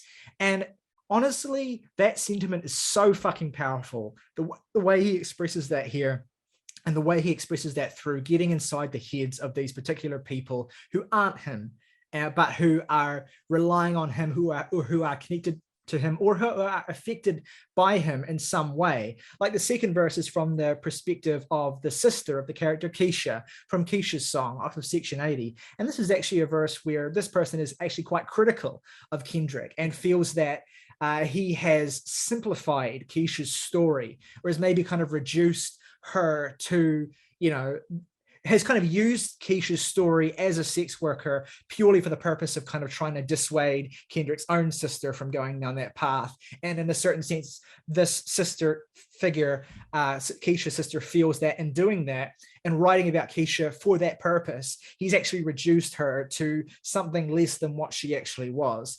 And so, that's quite a powerful moment. Like, and it's, but yet all of this is coming entirely from Keisha. I'm pretty sure, from Kendrick rather. I'm pretty sure that that Keisha and her sister here are fictionalized figures, although I don't know that. I don't know the extent to which this is real versus, made up by Kendrick. But he so immerses you in these mind states, and he's not afraid to use that as a way of pointing out his own inadequacies, his own weaknesses, his own limitations. And it's self-effacing in a way that feels genuine, that doesn't feel like he's being self-effacing so that, he appears modest or whatever. Like, it's just an artist admitting the limitations of their skills, of their abilities, of what they can do, but also like acknowledging that as a way of saying that, yeah, I'm not going to be able to be perfect, but I'm going to do my best. And I'm not going to let, the fact that I can't magically fix everything stop me from trying to help in any way that I can. And it's also quite nice, because like this verse gives like an alternate side to the sex worker story, where this character is actually quite empowered by their work, and not necessarily like seeing it as, something that is safe for them, but also just like seeing it as an opportunity that they have seized and are trying to use to the best of their abilities. It gives this alternate side of the story to the harrowing side that Kendrick depicted in Keisha's song. And then, of course, in the last part of the song, in the last part of this part of the song, you get a more personal verse from Kendrick himself, where suddenly it is not just all about how Kendrick can carry on the voices of these people in his life, but also how if Kendrick were to not make it, if Kendrick were to die, that he would want someone to be able to continue what he's been trying to do.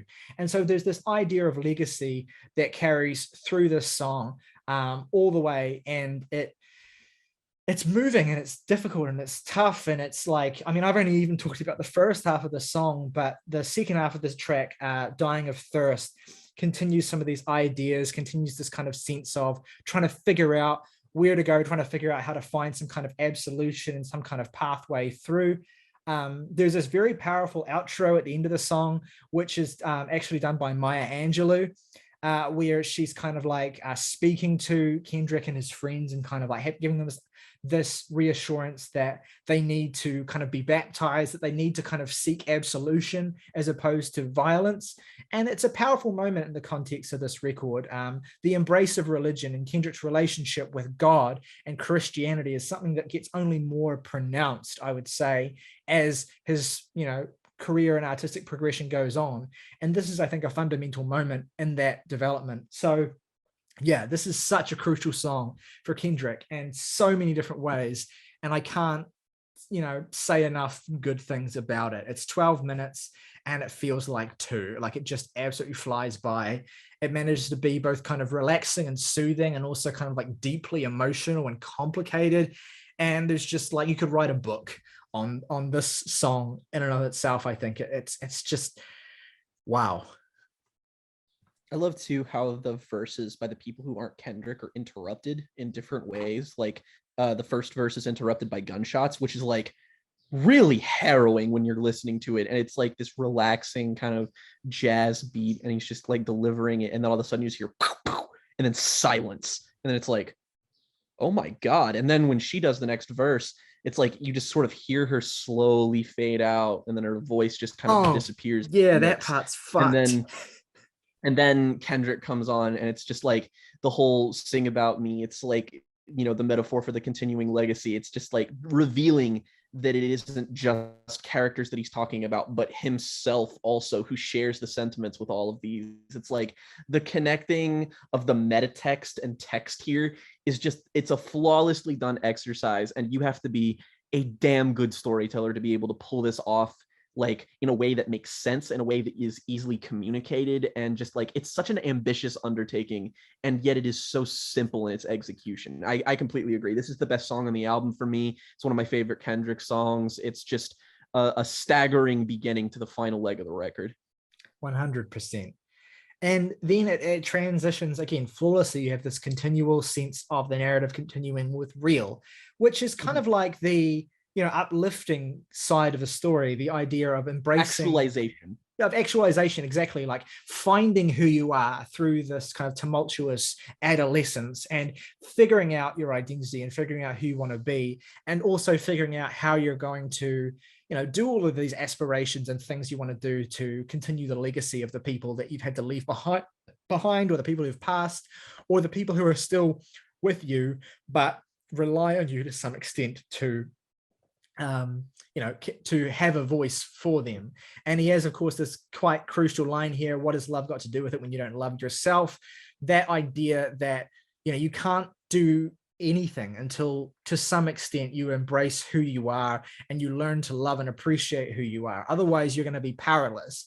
And it's a very powerful sentiment, because there's this implication, this knowledge belying it, that a lot of people who are unable to, even people who have fortunate circumstances and who make it through the difficult trials that, are imposed on them as they grow up, often aren't able to really transcend beyond all of that, because it's become so difficult to love oneself. It becomes so difficult to, learn that really hard thing, which is to, embrace who you are and embrace and feel that you deserve, the success and the survival that you have. And so Kendrick here is really imparting on the listener that, surviving is a huge deal, and making it through is a huge deal. But you also need to remember that surviving is about more than just not dying. Surviving is about, learning how to live and learning how to be content and not completely be torn down by, all of the trauma and the shit you've endured and all that sort of shit, right? It's a really it's a beautiful moment on this record. Similarly, I'm going to say like you that I think that like this record, nothing but great songs, nothing but hits. This is probably my least favorite song on here, and it's really just because I don't like the hook. The I'm real, I'm really, really. It's a 7-minute song, and it happens a couple more times than I would like personally. That is to say, Kendrick's verses are all heat. I love the instrumentation. It's an essential part of the record. It's great. That's the only thing that really like just kind of weighs it down just a teeny bit for me. It's not substantial. It's still a great song. So it's like whatever, but it's still something that does kind of irk me just a tiny bit to the point where I wish it kind of wasn't there. Yeah, I get that to a certain extent. Like, it's one of my lesser preferred songs musically for pretty similar reasons. I do think, like, as I've said, narratively, it's important. It is a song that I think does go on a little bit too long and kind of stretches itself a little bit too thin, especially with that hook. But there's some great lyricism here all the same, some great kind of wrapping up of a lot of the story elements. Like, to me, this is kind of the end of the story. And then the last track, Compton, is kind of like an epilogue. And if I have a hot take, it's that Compton's kind of always felt to me like a little bit sort of tangential and kind of tacked on, even though it has a sort of end credits purpose, and it's sort of about, a tribute to the city itself and all of that kind of thing. It does feel like, I think that the record would have a little bit more power if it ended with Real than ended with Compton, but it's still a good song. It's still a song that has a lot of presence, great big Compton beat. is fucking enormous. This is a banger ass song, and Dre is really good on it too. Yeah, absolutely. It's you can't fault the performances. You can't fault great Just Blake's beat on this song. It's just really like, heavy and hefty and loud and triumphant. So I definitely don't feel the same. Like, by the time I get to this record, it feels a little bit much and it feels a little bit sort of tangential, but also it has its own sort of purpose. It has its own place, and in and of itself, it's a strong enough track. I completely agree. It is totally like, I am a definite sucker for how big and opulent it feels. It feels appropriate in scale for the city that it's attributing. And it's just a, nice little bow to tie around the album that, all things said and done about, like, it's an album that took me, I think, a long time to fully appreciate, just because it is somewhat difficult to digest because some of the songs are on the longer side. But once you kind of just get over the bar for entry of just trying to like really pay attention to the album in the sort of magnitude that it deserves, it's an album that's more than earned its place in the modern musical canon. I can't really fault a single second of it, and all of my complaints on it are marginal at best. So like, this for me is one of the definitive records of the 2010s. It's one of the most definitive hip hop records, and it's one of the most definitive Kendrick records. Absolutely. And man, we really went all in on that, which I guess it deserves. It's a record that has a lot going on in it. And it is a record that obviously was huge for Kendrick. It was immediately rapturously received, and it immediately threw Kendrick's name up into the canon of best working hip hop artists. And Kendrick was not done proving himself yet. It's worth noting that with this ascension, he kind of cemented the intensity of that the very next year with his verse on Big Sean's song Control, which dropped in August of 2013. This was shortly after I became like properly like into music in general, like following all the latest developments and stuff. So I remember when this happened, And this was a big deal, right? So this is a big Sean song. It also has a feature, an oft forgotten feature from Jay Electronica as well, which is pretty good. And Sean's verse is decent as well. But it's like, obviously this song is known because it's a song where Kendrick deliberately calls out a number of his contemporaries, a number of his peers, and sort of challenges them and says essentially he's going to murder them. And it includes also Sean and Jay Electronica themselves, the other people on this song. And it's kind of this defining moment in 2010s hip hop culture where essentially if you were, and I think someone, it might have been Drake or someone said something to this effect where it was like, if you were mentioned here, like you essentially had made it, right? Like it was more offensive to not be mentioned in this verse than to be mentioned in it, because essentially Kendrick was putting a call out and saying, you are the challengers and I am going to fucking defeat you. I'm going to destroy you. But you are the threat essentially. And he just goes so hard on the song. He is such a venom in the way he delivers this entire verse. And it's a fucking moment, right? Like it's an absolute fucking moment. And he ends this line about talking about like killing you on an airplane or something, and he has this line like, your parachute is a latex condom tied hooked to a dread, which is always like stuck in my head as being like just like such a nasty diss. And yeah, and so it's just a huge moment. Like it's a big song for Kendrick, and again it cements not only his stature but also his hunger and his desire to continue proving himself. And you know, for a while it was all we really had from Kendrick. Like he still popped up over the place in certain places, and he was still kind of continuing to be a part of the culture. But it really wasn't until the release of 2015's To Pimp a Butterfly, and specifically the songs that were released in advance of this record. He dropped the single version of I late in 2014, which really was like a huge moment because it wasn't what people were expecting to hear from Kendrick. It was a very sort of uplifting, poppy sort of party rap song that was actually, people might forget this now, but when that song dropped, it was surprisingly divisive. Like people were really not into it.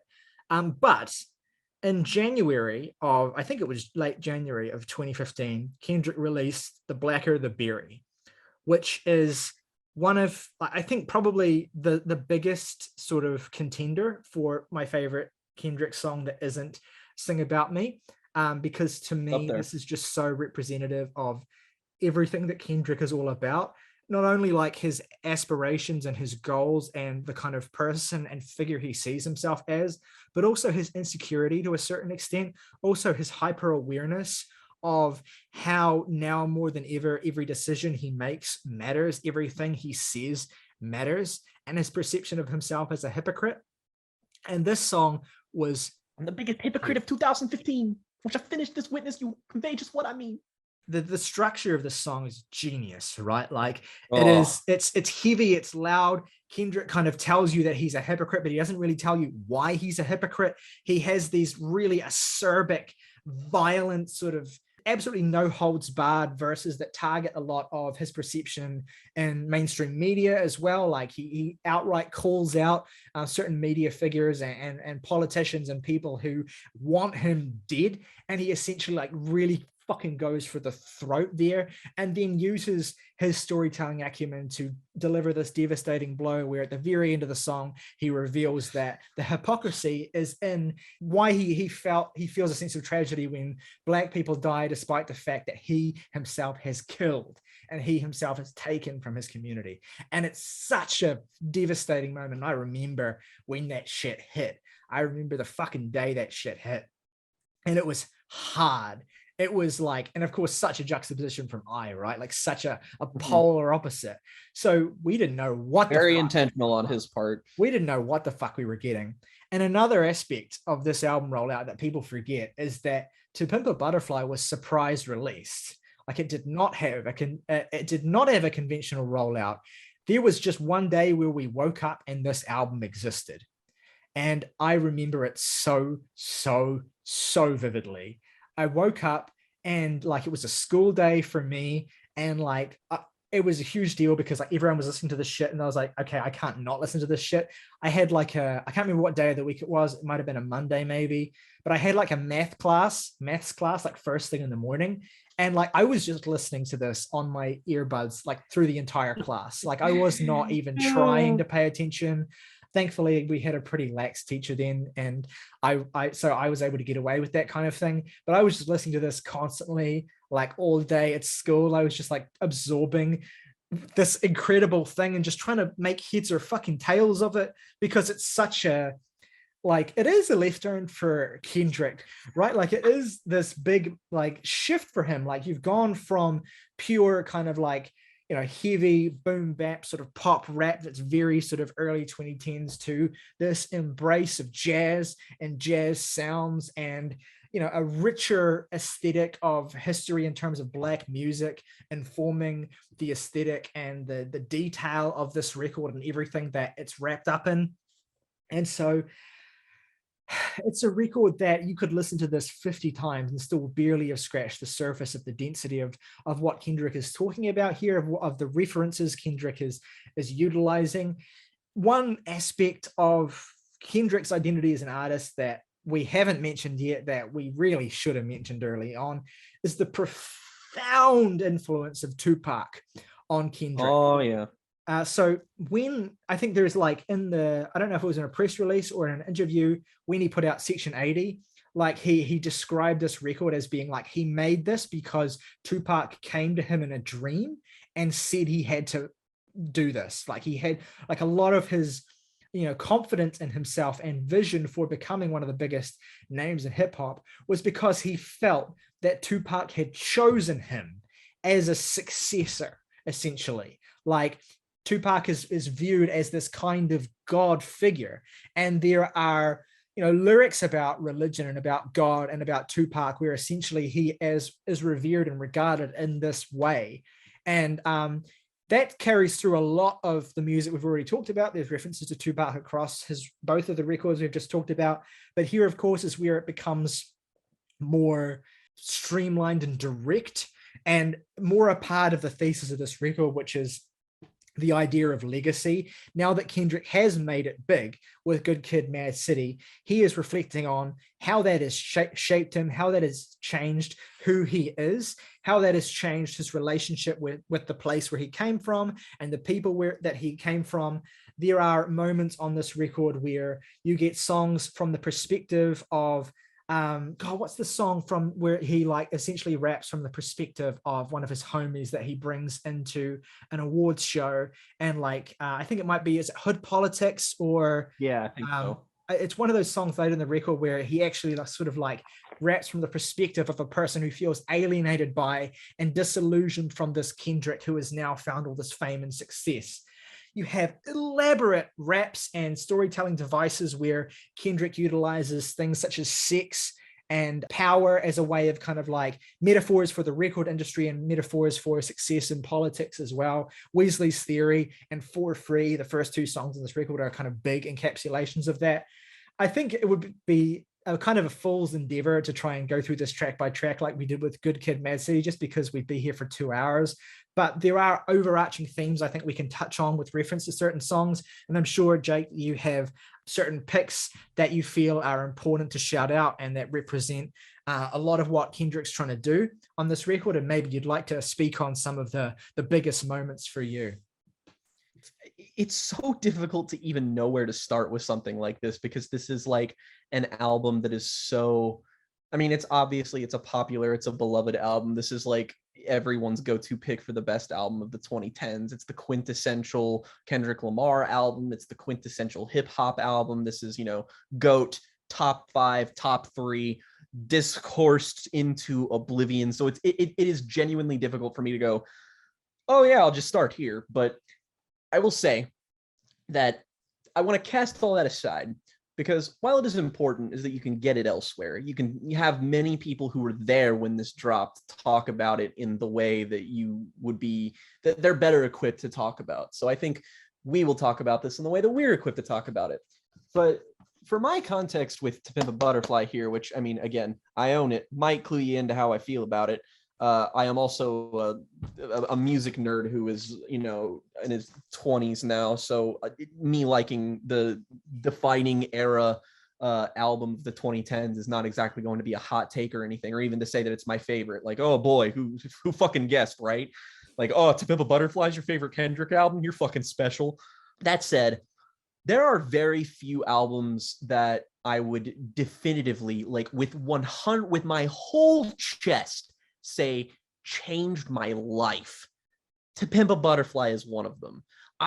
When I say that I wouldn't be sitting here talking to Riley about music right now without it, I mean it. This is the album that got me into music. This was such an event that my friends who were into music at the time when this was released, they couldn't shut up about it. So of course that it kind of bled over to me. And I remember friend of the podcast, Zach, aka Noisy Todd, was the guy who talked to me about this because it was just a really like dense, really popular thing.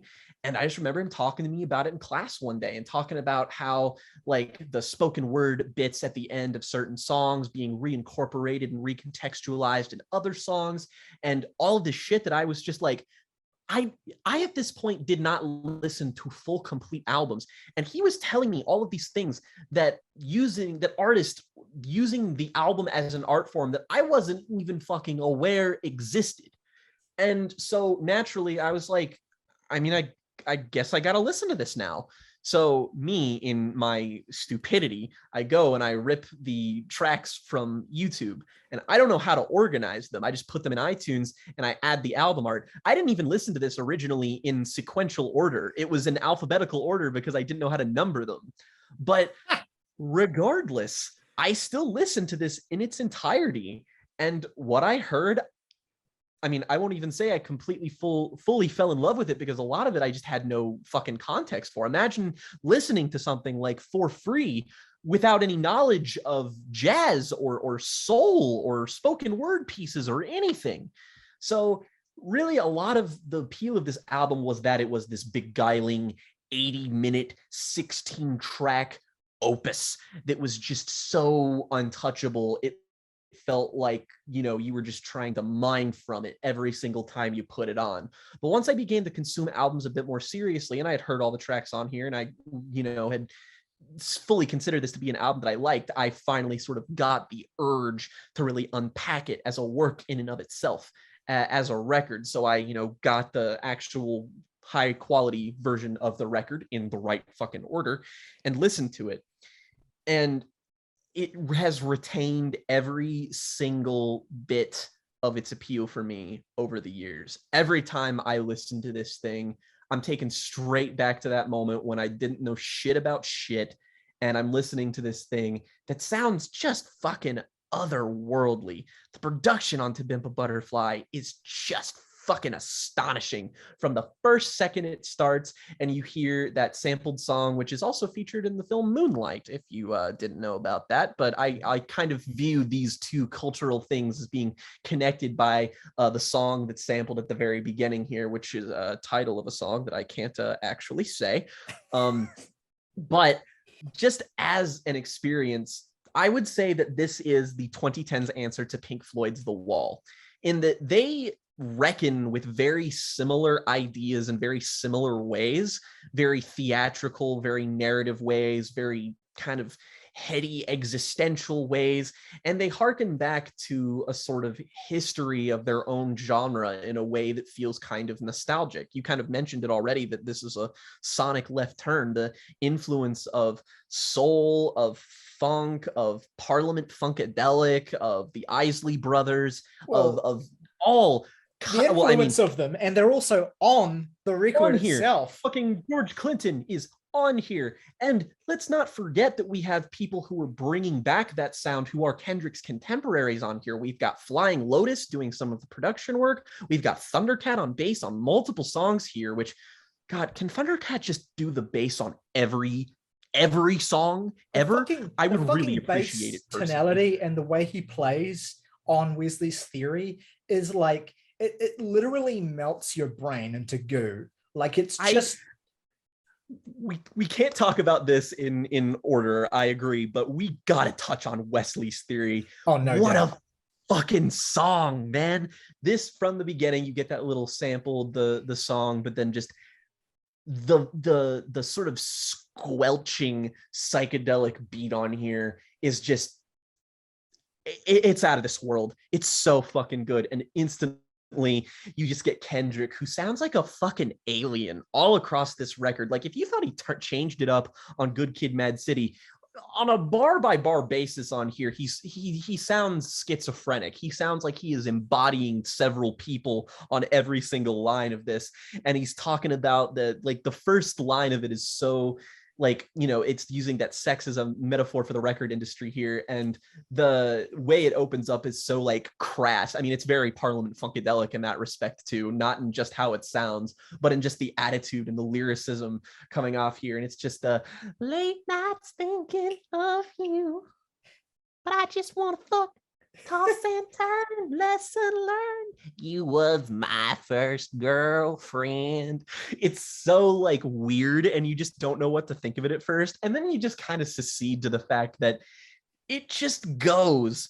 And you just sort of, like, once you unpack all of the bars here about, like, just sort of like what Kendrick's actually talking about, and it's like, this is essentially the best victory lap album in the history of music. This is Kendrick taking the success from Good Kid, M.A.A.d City and taking that, like, image that he built for himself from the Control verse, from everything he had done in his career, and he is using that to explore himself, to explore Compton, to explore the things that he had been talking about and the things that he had only just touched on previously in his career.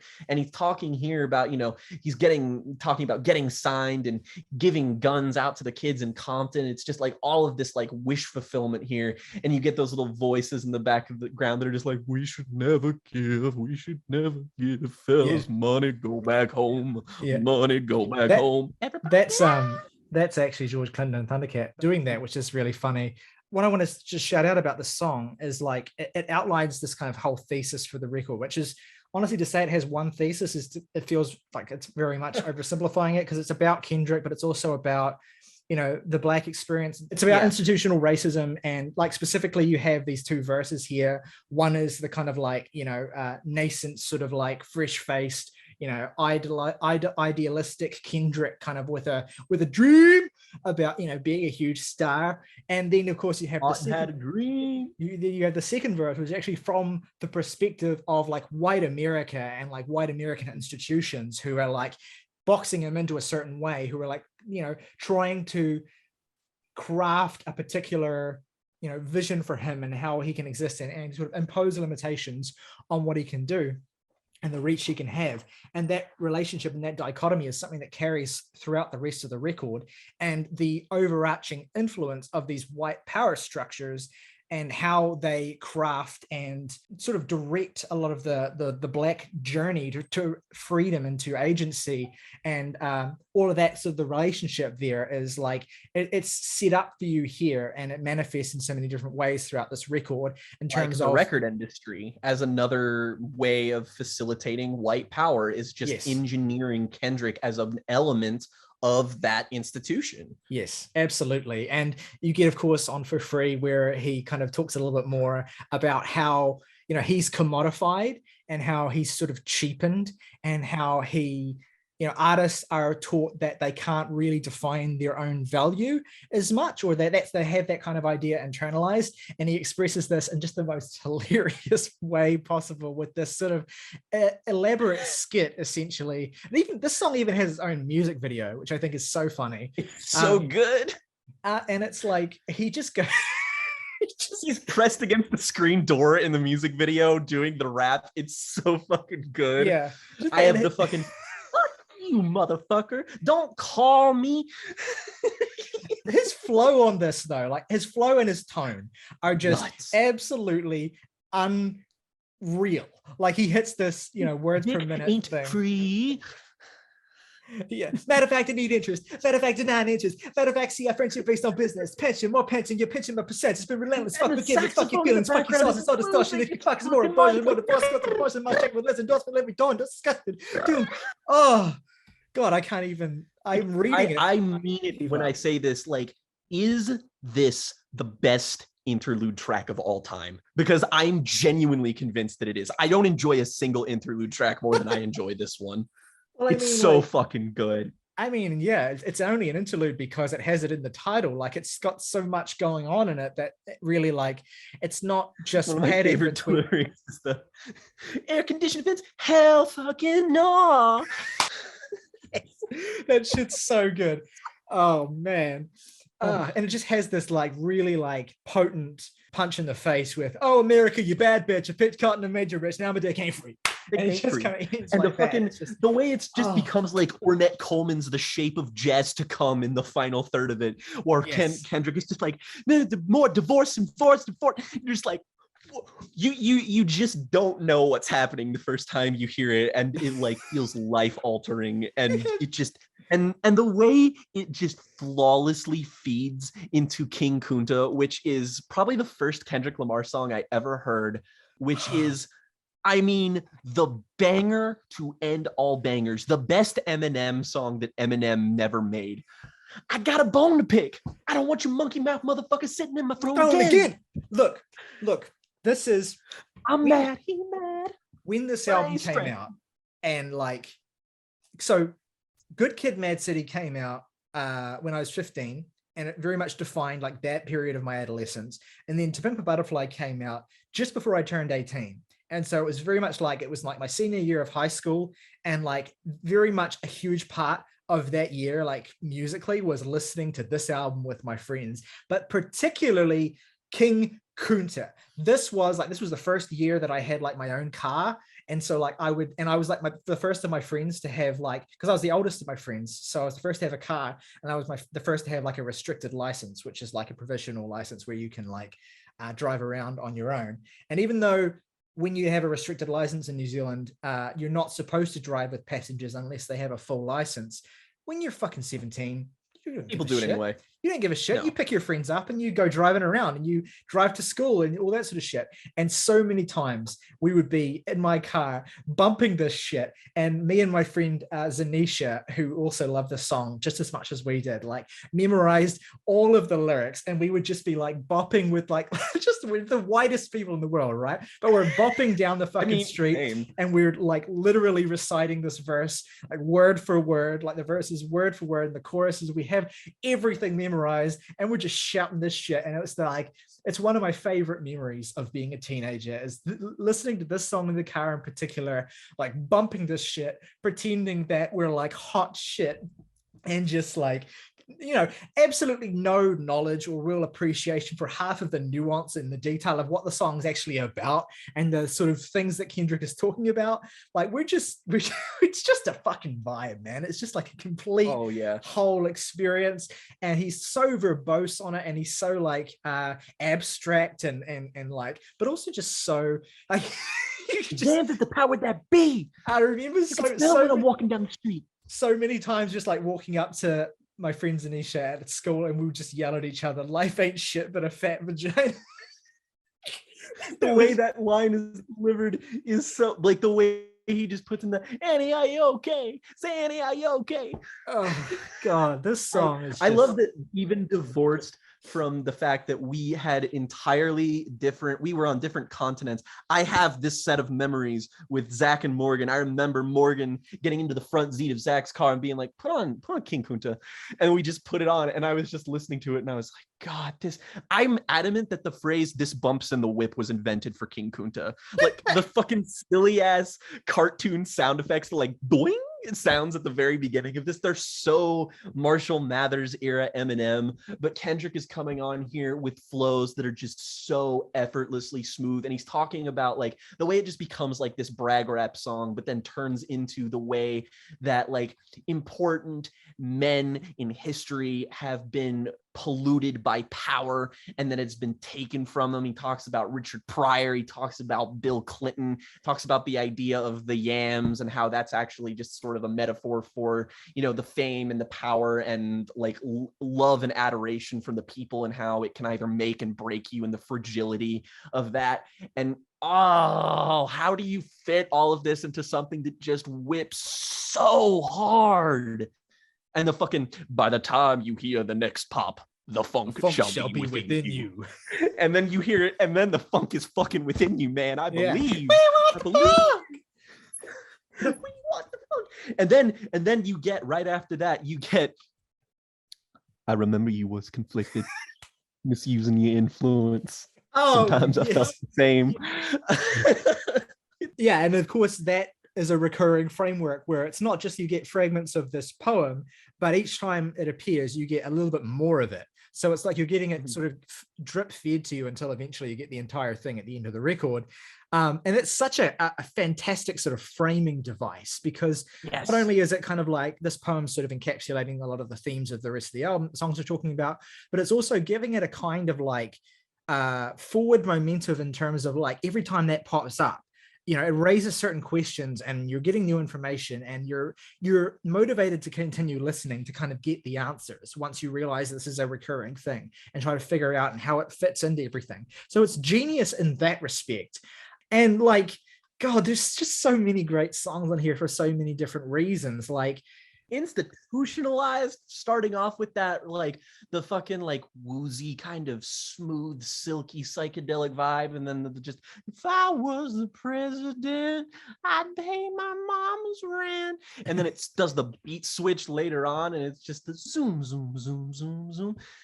Shit don't change unless you wash your ass. That's fucking burned into my brain too. And the fucking Snoop Dogg feature on this is so good. Like, this is the exact kind of song that Snoop Dogg was literally like created in a lab somewhere to feature on sometime. It's just the way, it's just once upon a time in a city so divine, it was West Side Compton. Like, he's got kind of a flowery little delivery to it that's great.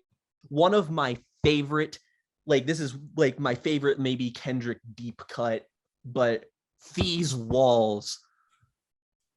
Has a song ever sounded better than this? I like, literally, this is just some of the best sounding shit ever. It is pure joy. You get those, like, the moaning at the very beginning of this sounds, you can't tell if this is like sexual ecstasy or like pain. She's like, and it's like kind of scary, and you're just kind of like, what the fuck's happening? And then you just get sex, and then the beat kicks in, and it is the sexiest, slinkiest, most bumping shit ever. That fucking guitar lick that's just like bow wow, and then the it's you, it's you, it's you. I always love this song. I always like felt that moaning at the start like sounded like, you know, it definitely like is probably sexual moaning, but it also kind of like made me think, is this sexual moaning or is this a woman giving birth? Right? Like, and I almost feel like that kind of confusion, maybe it's just me, but that kind of confusion is kind of like intentional, because you have this song where, you know, there's some pretty crass metaphors in here. Like, Kendrick is essentially, you know, talking about sex in terms of like, and using this sort of metaphor of walls in terms of, you know, the literal insides of a woman and sexual intercourse, but also like relating it to the insides of a prison as well. It's kind of an aloof and irreverent song, because it's kind of a song about like fucking the girlfriend of a dude who killed your friend while he's in prison as revenge. Like, it's a very kind of like juvenile thing, but like he weaves in so much kind of like double meaning and like complexity into the way that he utilizes this walls metaphor, that it becomes about sort of so much more than that. It becomes, again, about sort of colorism. It becomes about sort of like cultural expectations and roles for Black men, and you know, the relationship between the streets and the sort of luxury that he exists in now. You know, the difference between, you know, the walls of a prison and the walls of a woman are like, you know, are kind of like analogous to like the walls of, you know, the hood and the walls of the kind of luxury world that he exists within now, each having the ability to sort of trap you in their own way. And honestly, I guess if you were being less charitable, you could read some light sexism into the song, but I think there's enough sort of nuance in what he does here, and a kind of also enough sort of like level of just kind of Kendrick obviously kind of like leaning into his machismo so much that it's kind of like there's He's no so way. self-critical here that I feel like it almost has to be self-aware. Like the fact that he's like building himself up, and these first couple songs are just so centered around the idea of Kendrick with success that it feels like any kind of compliment he throws himself is sort of tinted with the sort of shadow of its inevitable hypocrisy. Yeah, absolutely. And I think it's meaningful that this song comes right before You, which is like one of the most sort of like introspective and self-critical moments of this entire record, like where you sense that, you know, the machismo and the confidence that's expressed on these walls kind of has some sense of awareness of, you know, what else is sort of lurking behind it that sort of comes to the surface here. Loving you is complicated, as Kendrick says over and over and over again. Like he could be as much speaking about, you know, the rap business, or, you know, the culture that he comes from, or his neighborhood, or as he could be speaking about how difficult he is to love, you know, cue The Weeknd.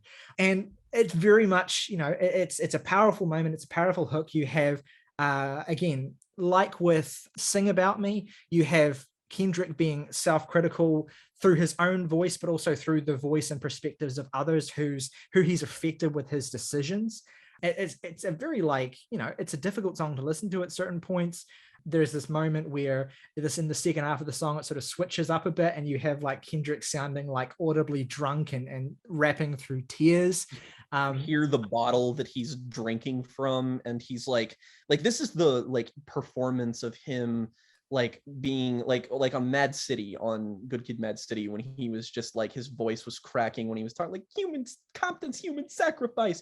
This is that taken to its logical extreme, where he legitimately sounds like he's having a breakdown while he is rapping. Like this song is the sound of a mental spiral. It's the image of him inside a hotel room as he just gets drunk and interrogates all of his perceived flaws. It's like all of the success and, you know, the incredible vibe from the first part of this album just comes crashing down in this one song, in this hellishly terrifying spiral that's also showcased really well in a music video, which we have to touch on, in that this album has several incredible music videos that Kendrick clearly put a whole lot of thought into. I think this is actually combined with another song to sort of make it's got like another title. Yeah, that's it. Yeah. And it's fantastic as well. And again, the beat switch of it sounding like this like kind of lo-fi kind of jazz clubby kind of nightclub feel in the second half. And it's just like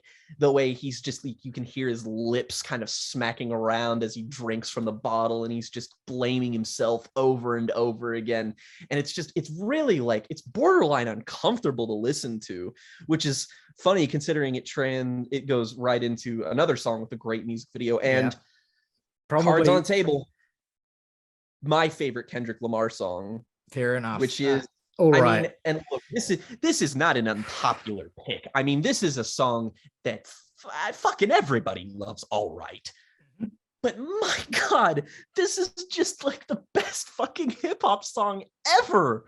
Like, good God. Like from the very beginning, you have the da, da, da, da, all's my life I have to fight. The fucking the delivery, the beat, the saxophone, everything about this. We gonna be all right. Yes. We gonna be all right. So here you have it's one of the best pop rap songs of all time. 100% agree. This will also be in my top 10 Kendrick songs.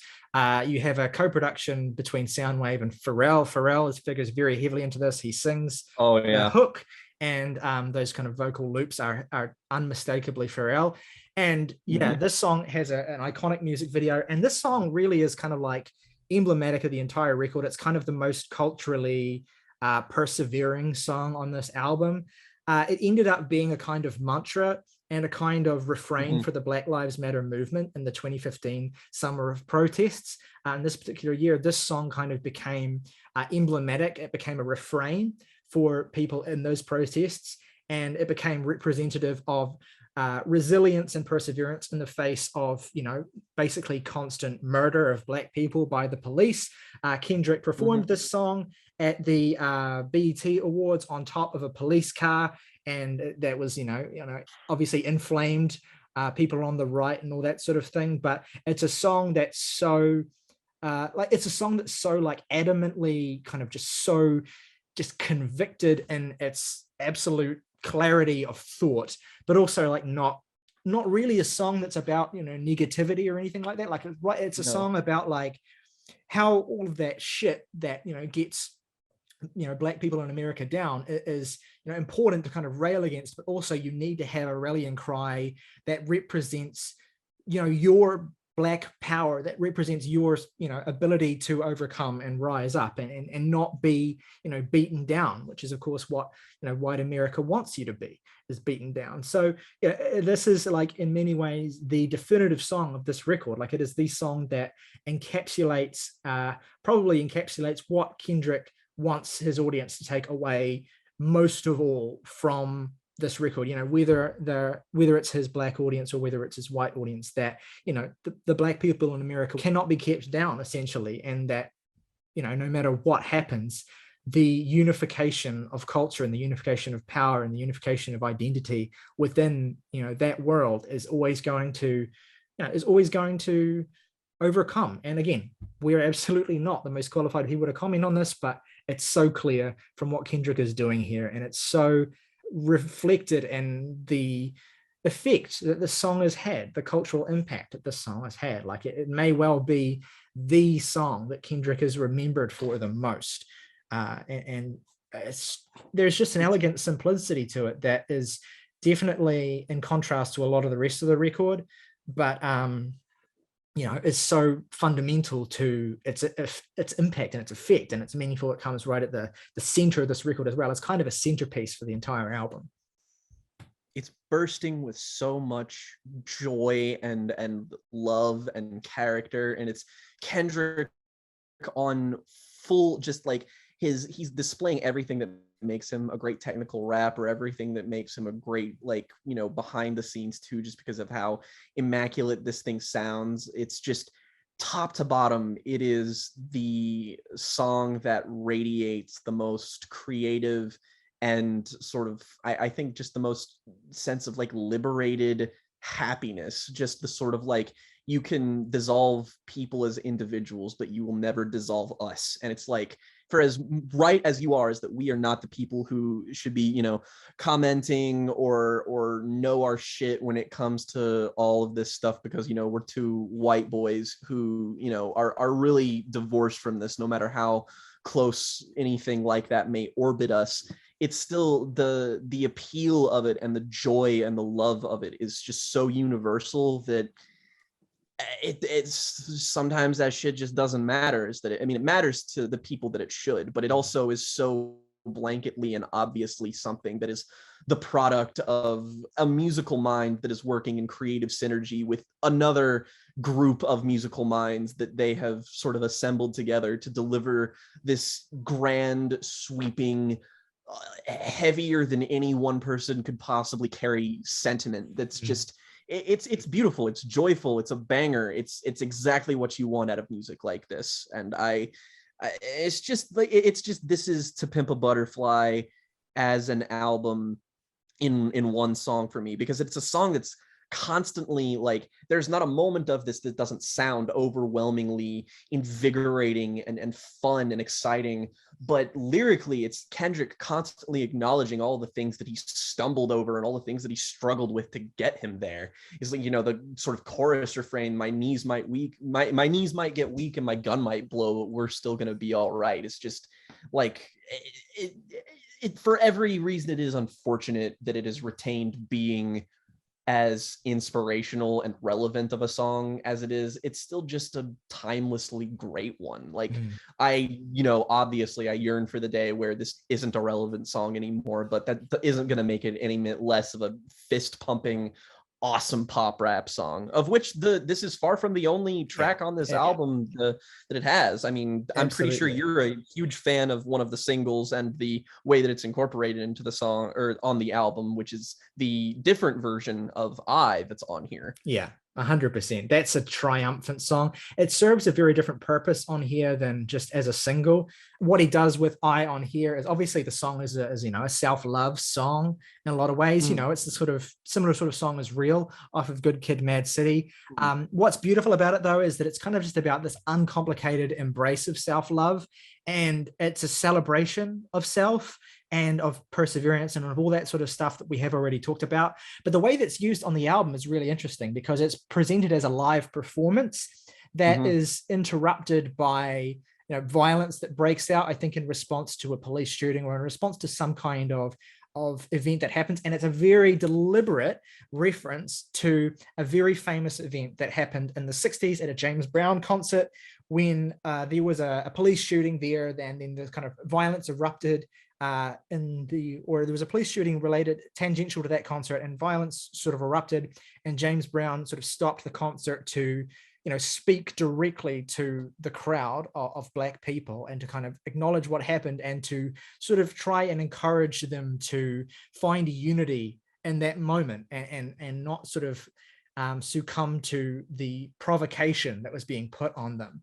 And so Kendrick kind of references this by creating this sort of skit that interrupts the song, where he essentially gets to, has this quite impassioned speech, about how many people have we lost, actually think about what you're doing and think about your actions and be productive and unify and remember to love yourself and remember to love each other, right? And that doesn't come at the expense of, reacting against and retaliating against hate, but the most effective way you can't love anyone else until you love yourself, as he said on Real, right? So it's a fundamental and important part of Kendrick's message, of resistance and of retaliation against, white patriarchal power structures and institutional racism. What they want is for you to not love yourselves and for you to be divided against each other and for you to be, beaten down and made weary by the world. And so this is the ultimate antidote to that. And so it's really powerful that this happens on the record, and it's really important. And it's also kind of a rebuke to a certain other aspect of the record as well, which is the encroaching darkness upon Kendrick's psyche. And around about the middle of the record, around about Right/For Sale, is where this kind of gets actualized with the presence of a character called Lucy, which obviously is a reference to Lucifer, the devil, and it marks a point not on the the Skillet record. song. And it marks a point on the record where Kendrick starts to integrate the idea of God, the idea of religion, the idea of figures of God, and the devil and Satan, and the classic sort of dichotomy that they represent, the good and evil dichotomy they represent within all of us, and temptation and all those sorts of things start to become more sort of present and focused part of the theme of the record and of the songs, and that carries through into For Sale and into Hood Politics. And I want to shout out as well, I don't know if it's underrated necessarily, but I feel like people don't talk about it enough, the song Mama, which is from a technical, it gets a lot of attention for the technicality of Kendrick's rapping on this song, specifically the rhyme schemes that he utilizes. The incredible sophistication of them. They're very MF Doom-esque. He has this continual way in which he utilizes particular sounds like at sounds and sounds, and he just kind of has this incredible density to the way that he writes and raps on this song. The feeling is unmatched. The feeling is brought to you by adrenaline and good rap, Black Pendleton ball cap. We don't share the same synonym for back being in it before internet had new acts. It goes on like this, for so many, endlessly, essentially. He has these verse framings and structures, the second verse is framed around things that he knows, and then how ultimately, no matter how much the ultimate realization is that you don't know shit. No matter how much you think you aren't really intelligent until you can acknowledge what you don't know. That's a really powerful framing for one of these verses here as well. There's a sense of homecoming on this song, of Kendrick kind of reconciling where he is now with all that he's learned and the child that he used to be. And it's actually, honestly, one of my favorite songs on the entire record for how reflective and powerful it is in that way. And the Kendrick beat on it is absolutely ridiculous. That like clunky, clattering metal sound and the sort of vocal samples of like the refrains of the "so it seems." It's so beautiful. It's so good. Absolutely. It's God, it's such a standout for me, and I really wanted to acknowledge it because it really Absolutely. doesn't get enough love. I already alluded to hood politics in that verse that represents, Kendrick coming to terms with, how distant he maybe has become from the people where he came from. This is also something that he kind of alluded to on You, when he talked about how his guilt for not being present for the death of a friend and only like FaceTiming him once when he was in the hospital, and Yeah. choosing his career essentially over going back home and being there in those crucial moments. And Hood Politics is a song where he kind of acknowledges that again. It's got a little bit more humor in it. It has that boo boo refrain that some days I love and some days kind of irks me, but overall I think it's a really good song. Love it. It's really kind of funny. feels like a sequel to The Art of Peer Pressure, almost like a direct follow-up on like it's like that song was the micro and this is the macro of how that one particular instance affected Kendrick and how it all circles back in on itself. And like, I just really love the way that he's able to tie and sort of make To Pimp a Butterfly feel not just like its own expression, but as a cemented part of the narrative of his artistic canon with songs like Hood Politics. Absolutely. No doubt. 100%.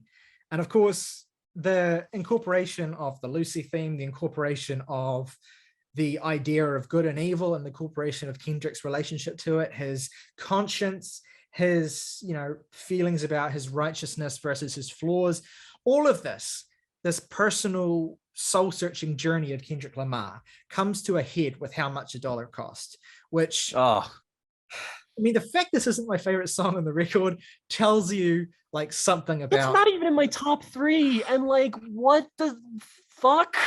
So you have you have so much to touch on here, like from the piano refrain, which feels like a deliberate sample, or not sample necessarily, but interpolation of Radiohead's Pyramid Song, to the kind of continuously flowing horns that kind of go through it, to the really conscious linear narrative storytelling that he uses here. I think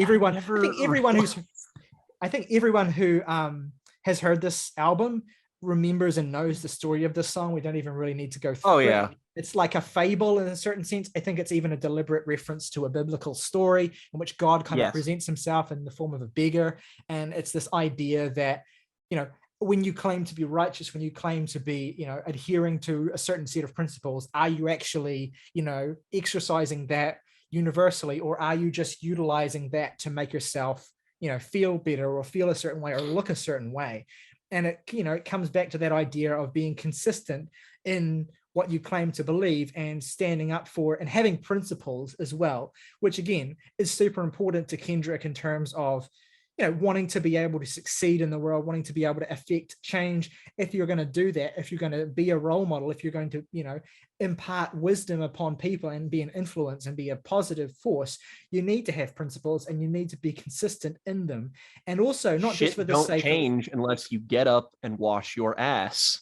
Exactly. And not even just for, the sake of your influence, but also for the sake of your own soul too. That's very important to Kendrick. And this story, there's multiple points on the record where Kendrick kind of refers to clearly a quite influential journey that he took to Africa, that getting in touch with a lot of his roots and getting in touch with a lot of the history of where Black America is rooted and has come from in large part, has affected him in a huge way. And this is one of many moments on the record where he alludes to that journey.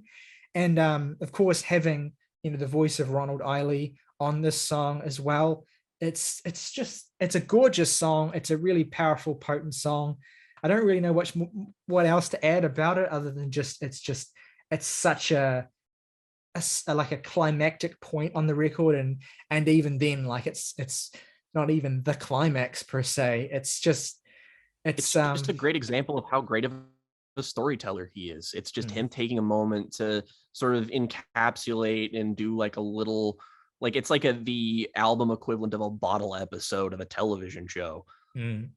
Yeah, absolutely. And like in terms of these like more serious moments of the later part of the record, I've already talked at length about The Blacker the Berry, which to me is like, this is my favorite song on the record. I think this sort of defines a lot of what Kendrick is about on this record, and his energy here and his sort of like self-awareness and his desire to kind of like tear himself down, but also to like, you know, craft within himself a vision for how he wants the future to be, and how it's important to acknowledge you know, the flawed nature of the way that we all are, and not to sort of treat that like it doesn't exist. Also, there's just a fire in the song that you almost, I would say, yeah. there's only one other place in Kendrick's entire career where you hear this kind of fire, and it's in the song on the next record we're going to be talking about, DNA. Yeah. But here I think it goes even further. The moment in this song where he's like, I'm African American, I'm African, I'm black as the heart of a fucking Aryan. Like that shit is like hard as hell. Good. Like he is just absolutely coming to rip your throat out with that shit. Like he goes so intense here, and it's not just because he's angry at the people that he is, that are kind of, you know, against him, at the, you know, the white power structures and, you know, the forces that work against black people. It's also because he's angry at himself at a certain reason for the hypocrisy that he believes that he's engaged in. And it's just this incredible moment on the record, and so powerful for Kendrick. And even to juxtapose it as a single, you know, pre-album single alongside I, where it's kind of like the inverse of that, you know, the self-loathing, the self-criticism, but also like the self-acceptance and the will to kind of do better and have that love for yourself. You know, it's this dichotomy that, you know, makes Kendrick such a complicated figure and makes this record so, you know, powerful from a perspective of Kendrick as a figure, and Kendrick as a human being, and Kendrick as a person. And, you know, and then of course it all comes to a head with Mortal Man as well. The idea of legacy comes back here. The idea that, because again, I sort of flagged this earlier in the video where I talked about how one of Kendrick's maybe Kendrick's most overarching important theme in all of his writing is this idea of community and coming together and being there for each other. And this is the idea that, you know, if someone is going to throw shit on me, if like people have thrown shit on black artists in the past, people and white power structures have tried to weaken the power of black people with a voice, have tried to dilute it. Obviously, the many assassinations of important black figures, and in terms of the pop world as well, the ways in which, you know, the record industry and white driven narratives and labels often, you know, can choose to remove an artist from relevance if they want to. You know, Kendrick is here admonishing his audience and directly kind of confronting him with this idea where, if the shit hits the fan, will you still be a fan? Are you going to adhere to your principles, or are you going to let them be, you know, sullied or ruined by superficial things? And what are you as a listener going to do about it? Yeah, exactly. 100%. That's it's a big part of this. The final sort of thoughts that Kendrick wants to leave you thinking about. And of course, this is also the part of the record where that poem that you've gotten fragments of throughout the record is completed. And you have the famous conversation with Tupac that is edited together from previous interviews with him, that kind of provides a moment of closure for Kendrick in terms of his relationship with Tupac as an influence on him, and as a figure that has guided Kendrick. And, you know, if you think back to the Section 80 days where he said that Tupac came to me and said, I'm going to be the future, and said I have to do this. This is kind of like, you know, it's a homecoming. It's an end to that arc. It's kind of like a getting to sit with Tupac again and find closure in a lot of the things. Like, you've imparted this task upon me. How have I done, essentially? What do you think I've done? What do you think I still need to do? And then of course it ends on a note of an open ending, a kind of lack of closure where Tupac doesn't answer him. And obviously that's the moment where, you know, Kendrick has to realize that at the end of the day, it's up to him. You know, he can't really expect and get that guidance from elsewhere. He can take the lessons from the past, but he can't actually speak to Tupac in the way that maybe he would ideally want to. And he certainly can't, you know, expect Tupac to, guide his life. Like he has to take the lessons from Park and he has to take the lessons from the people that came before him. But again, at the end of the day, it's up to him. And I think that very last moment of the record where Park is non-responsive and the album just ends is Kendrick saying to the audience, like, I've given you all of this wisdom that I have, and now it's up to you. And it's a really, like, it's the perfect way to end this, I think. Completely agree. I also just love the way the conversation between the two of them is paced and built up to feel like an actual real conversation. It sounds like it's happening in like a dingy jazz club. Like there's a little like musical atmosphere happening in it, and it just really builds the atmosphere of the song. And it just, I mean, the way everything gets tied together, I feel like, you know, exalting it for this reason is almost pointless because people likely know and understand and likely agree with the exact same reasons. But I feel like the call to action from Kendrick of just like, what will you do with it, is one of the reasons he's such a great artist, is that it's just like he's reminding us why art and messages like this are important. Is that he's just like, the fact that I'm telling them, or the fact that Tupac told me them, is pointless and irrelevant and stupid. It's the advice itself and the wisdom that we've imparted that is important, and you have to act on it. And that's what important, vital political art is great at, is that it's not about like saying something profound. It's encouraging someone else to take what you've said and to do something with it and to manifest it into something tangible. And that's a part, just only part of the reason why I think To Pimp a Butterfly is every bit as deserving as of its status that it is. It's an album that is huge, big, maybe too big. It's 16 fucking songs. All of them are developed. All of the beats on it sound fucking amazing. Kendrick is on point with every fucking lyric he says on here. I wouldn't change a thing about it. It made me fall in love with music as a medium, and in ways that opened my eyes as to the way that music could be used as a medium of storytelling in ways that I could have never possibly have thought of. That, sure, did Kendrick invent these methods of storytelling? Probably not. I mean, there's probably a lot of other records that have done what this record does, but that doesn't matter. Again, it's like what Kendrick's talking about on here. The fact that Kendrick's saying these things is irrelevant. It's the fact that they, in fact, are said at all that is important. And it's just a fucking enrapturing experience, man. It's front to back, top to bottom. This is one of my favorite albums ever. It's fucking perfect, man. Fuck. Yeah, I think there's a legitimate case to be made that there's never been a hip hop record that has the level of ambition that this has, that has the sort of size and scale and scope that this has. I think there's a legitimate argument that maybe a little more time needs to pass, although we have had 7 years, but some people I know would say this may be the greatest hip hop record ever made. And it certainly is going to go down as one of the most singularly influential and important in terms of representing a cultural landmark and fitting and ticking basically all boxes you could possibly, you know, grade the success of a hip hop record on, from commercial to critical to everything essentially. And I think it's kind of telling that Kendrick, at least so far, has seemingly veered away from this sort of style of music and has gone more back into a sort of pop rappy realm in terms of sonics with his subsequent projects.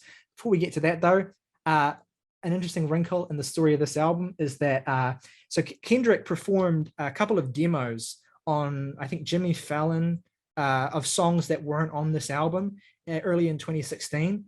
And apparently they were never intended to be released, but LeBron James tweeted Top Dog and said, I want the studio versions of those songs that Kendrick played.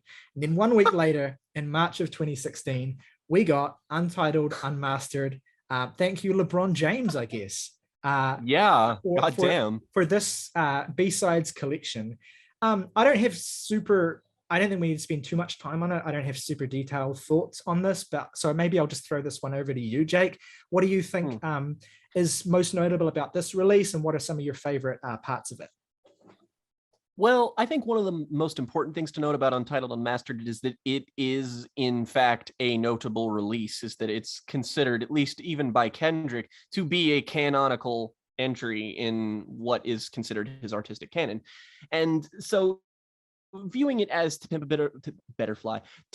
a butterfly b-sides is both accurate and kind of not selling it's a little bit more than that, but it's also still undeniably what it is. I think if you separate it from that, which thankfully it can be separated from that context in my opinion, is that this is a stranger, kind of more atmospheric companion to Pimp a Butterfly that sort of solely dwells on the darker and even more surreal moments that To Pimp a Butterfly had, where it sort of dwells in the kind of seediness of tracks like You Might. And it's kind of got that sort of jazzy, acidy feeling to it that's kind of relentless and oppressive. It has some insanely great moments on it. I say that I'd consider Untitled 2 to be one of my favorite things that Kendrick has ever done. There are more slight moments on it, like Untitled 4, which are just sort of, this is not a very long project at all. And this is sort of, it has just kind of songs on it that do feel their B-sidiness. But it all does congeal into something where Kendrick elaborates on topics and points of view that he doesn't touch on in To Pimp a Butterfly proper, which make it an experience that's worth having, I think. I would also compare it to maybe like Frank Ocean's Endless, and that it is undeniably a part of a bigger project that he made it in tandem with. And as a result, your mileage with it as a person may vary. You may think that this is a completely slight release that's full of a bunch of shaggy cuts that don't all come together, or you could be like me and consider this Kendrick's third best project just because of how concise, how overwhelming all of the production, and which, that is to say, it's funny that it's called Untitled Unmastered, is that it's a great sounding project. It sounds as good as everything that's on TPAB. It's just intentionally a bit dingier. It's a bit more atmospheric. It's an oddity, sure, but I think that it's totally a worthwhile stop. And depending on who you are, you may consider this to be up there with some of his best stuff. And I kind of do. It's a bit naughtier, it's a bit weirder, and it's a bit more of a it's more inflected with jazz, I guess, than anything, and it's a little bit more surreal and dark, and that's why I like it so much. It's strange that it's still considered like an LP, because it's like EP length, but then again, I guess Kendrick really isn't all too keen on accurately sizing his album releases or EP releases, so what the fuck ever, am I right?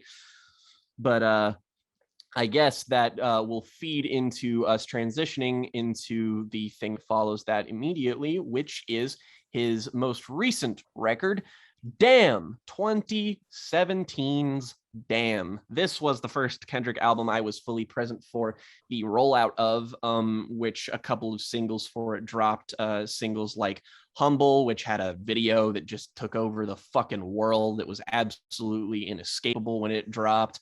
You had songs featuring people like Rihanna on here, which is just kind of like, again, this is a strange sort of pop rap turn for him to make. But then again, this has always been a part of Kendrick's artistic sensibilities. And I think that the most notable thing about Damn, in retrospect anyway, is that, in my opinion, this is the smartest thing Kendrick could do after To Pimp a Butterfly, is that if you try to build off or even kind of vaguely inhabit the world of To Pimp a Butterfly for another release after it, creatively speaking, it can only really dwell within its shadow. So if you want to sidestep it and do something else that you have also been good at in the past, like he is doing on Damn, then that's probably the best way that you can possibly approach this. Damn is a record that is, I think, maybe his most sonically accessible, maybe the album of his that sounds the most of its time. Not in that it's dated, but it uniquely, Good Kid, Mad City was drawing from a specific era of hip hop, and To Pimp a Butterfly was drawing from several different genres and sounds that made it feel a little bit more timeless. Whereas this is something that feels like Kendrick is a little bit more playing into the culture of, rather than specifically trying to evoke something from a previous era, I guess. And in such, he makes an album that he himself considers to be his most personal. And I don't know if he's gone back on this statement, but he considers it his greatest artistic achievement. And Damn is weird because, again, this is an album where us talking about it in the podcast format is curious right now, just because it's also just kind of an album the consensus on hasn't really settled with yet. Is that I think you can find many people who will say that this is their favorite Kendrick album. You can find just as many people who will say that this is their least favorite Kendrick album. And you can find just as many people who could put it in the dead ass center ranking of their Kendrick rankings. However, this is a album that I feel like is mostly a response, not to Pimp a Butterfly, but to the world at large, their response to Kendrick. There are several news clippet samples of Fox News in here that are mildly infuriating, like the first one that is used, which is of the Fox News commentator saying that they think that hip hop has done more damage to Black youth in America than racism has. And you get the sense that even from the cover art of Dan, that Kendrick is sort of provoked by the attitude that white America sort of had in response to all of these things happening in 2015, to the point where he says something along the lines of like, you know, you're going to reduce me to that. You're going to just think that I'm just this, you know, aggressive, stereotypical rapper of what your preconceived ideas are. So fine, fuck you. I'll be that. And I'll do more with that than anyone else has. And he attempts to sort of scale back his image and become a monster of his own making on this record, and then kind of interrogate that. And what becomes maybe his most introspective record and interrogative record, and at least to my ears, he does a decent job at it. I think Damn is a good album.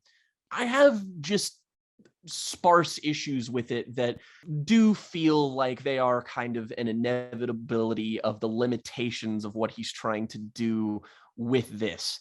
And that, like, I understand the sort of personal narrative that he's trying to engage in here, but it doesn't feel as flowing as maybe Good Kid's sort of narrative progression did, and it doesn't feel quite as thoroughly interrogated as it was on To Pimp a Butterfly. And this is also the only Kendrick album that I have any substantial reservations with regarding how it sounds.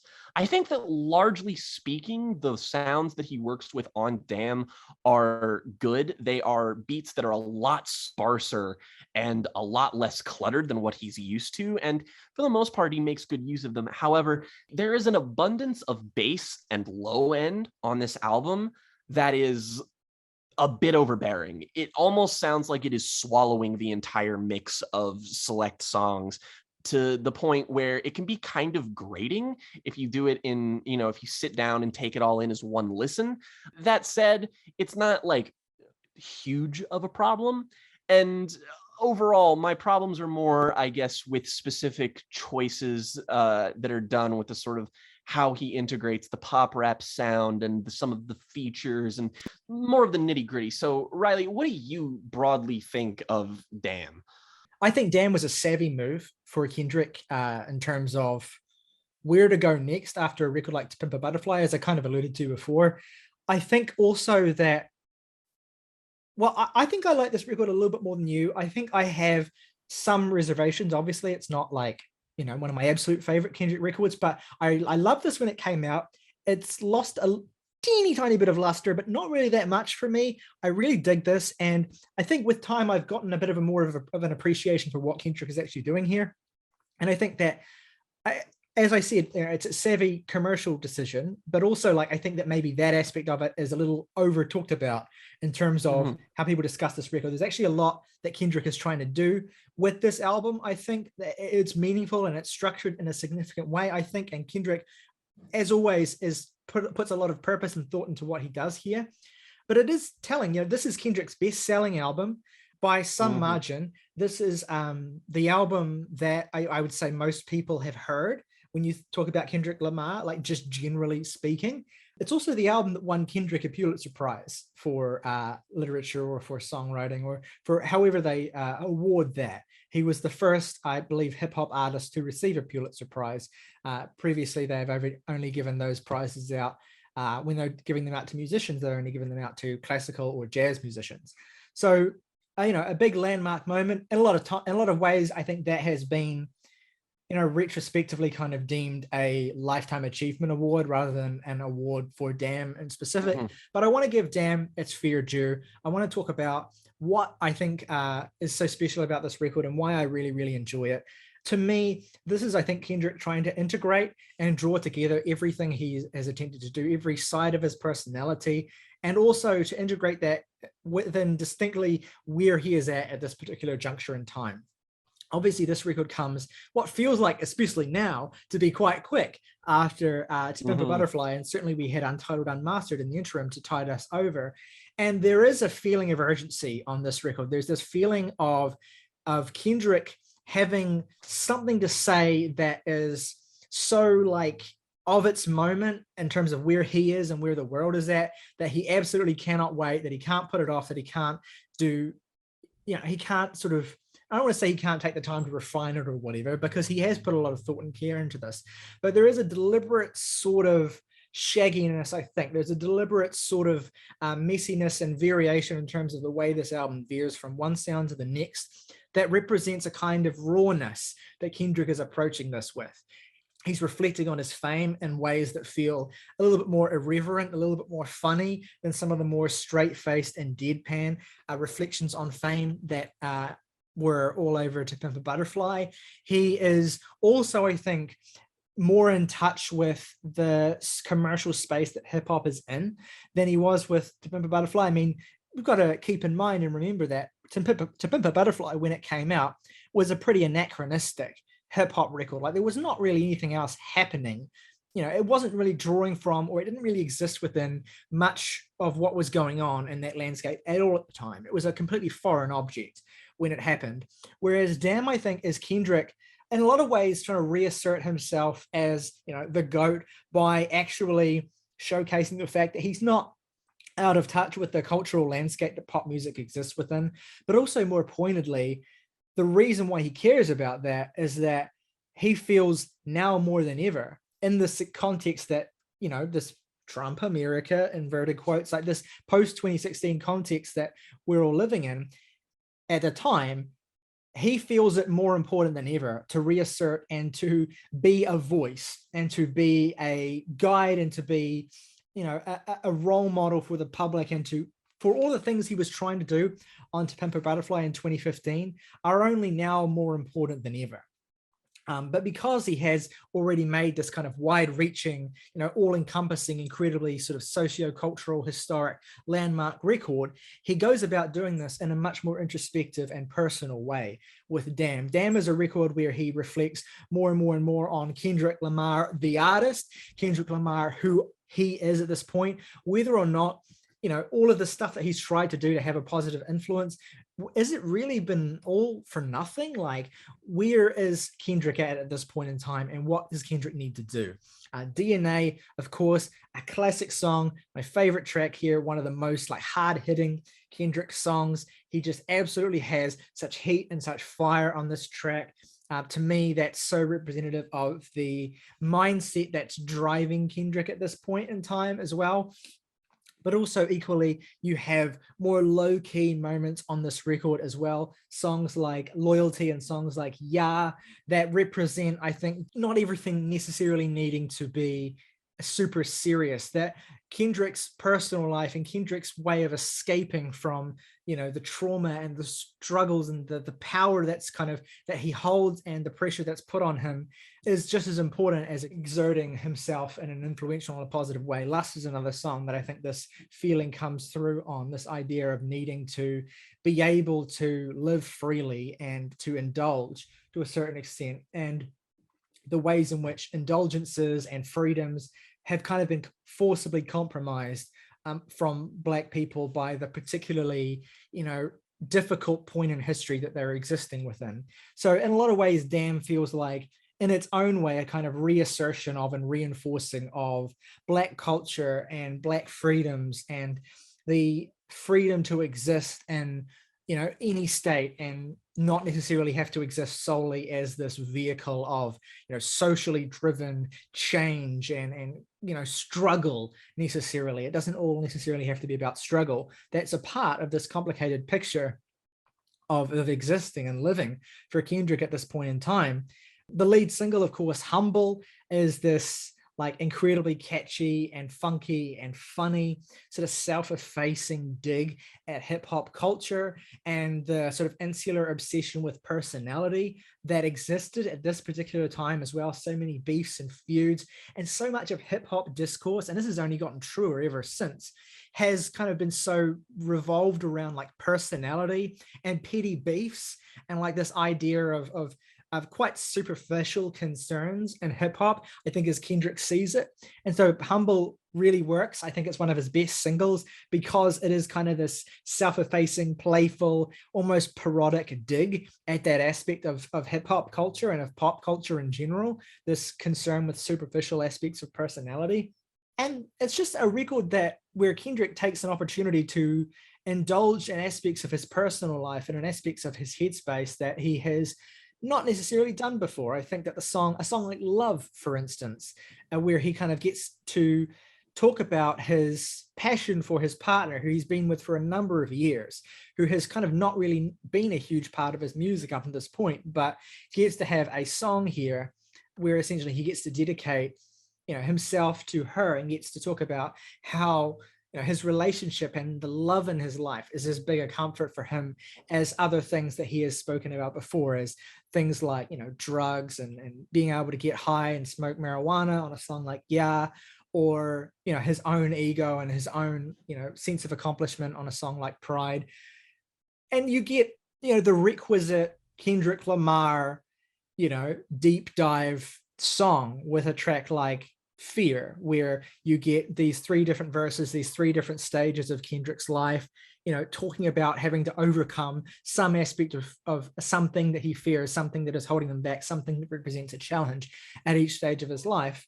So the flip side of this is that in trying to do all of these things and trying to make the Kendrick Lamar record, and what I mean by that is I think I understand what Kendrick means when he says like, this is my biggest accomplishment, this is my most proud accomplishment, because this is Kendrick's like most concentrated attempt to capture all of the complexities of what his life is like, what life is like for the people around him, the kind of message he wants to put out into the world, the different kind of emotional tones he wants to strike. This is like, in that sense, his most ambitious and like varied and scattershot record. And as a result of that, it doesn't hang together as an album in the beautifully flowing and cohesive way that his previous two records are. And that, I think, is by design, absolutely. And that doesn't necessarily absolve that from being a flaw just because it's by design, but it does mean that Damn as an album, I think, is like with what Kendrick said on The Heart Part 2, all the way back in 2010, where he's interested in pushing the boundaries of what like a record can be, of like what a project is necessarily, of like trying to rebel against a little bit some of the imposed limitations on artists. I think with Damn, he's kind of doing that more than ever, really. He is making this scrapbook of Kendrick Lamar that, you know, it has some moments that aren't necessarily going to gel with listeners as much as other moments. Likewise, those moments will probably connect more with some people more than the more serious moments. But you have this entire patchwork of who Kendrick Lamar is, who Kendrick Lamar has been, and where Kendrick Lamar might go next. And all of this, of course, climaxes with Duckworth, the final song on this record, where Kendrick reflects on the fragility and the sense of chance with which he's ended up in this position in the first place. Like, he recounts the story of his father working at a chicken shop and that shop being robbed by Top Dog, Anthony Tiffith, and Top Dog, and his perception that his father only survived this violent robbery because he was kind to Top Dog, because he treated him like a human being in that moment. And if that hadn't happened, then his father might have gotten shot, then Kendrick might have gotten down the path of ending up dying himself at a young age. And so here I think is the climax of Kendrick's sort of concern with his own mortality, with his understanding of the fragility with which all of this exists, with that everything he has is bound up in. And so this fragility, I think, puts Kendrick into a mind state of, you know, truly appreciating everything that he has and truly appreciating, you know, everything that makes up his life, that he's been fortunate to be blessed with, that he wants, you know, the people who listen to him to appreciate about themselves as well, or to find whatever the equivalent is in their life that they have to be thankful for. So in keeping with an album that's as scattered as this, I don't think my thesis is particularly cohesive, but there are overarching ideas of Kendrick Lamar self-defining and being appreciative of what he has and taking stock of what he has before stepping away for a while, as he has done.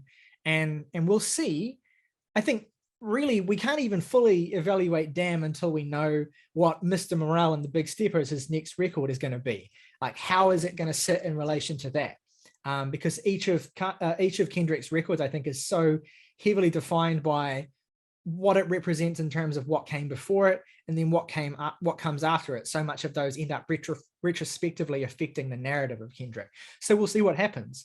There's like, I remember distinctly when this album came out, and there was like feverish anticipation, because there was this like fan theory that spread online that actually this was going to be the first half of a double album, and that we were going to get Nation imminently. And of course it was going to be the Damn Nation, you know, two-parter. I remember distinctly being on the subreddit, Kendrick subreddit, r/Kendrick Lamar, and there were all these theories were popping off.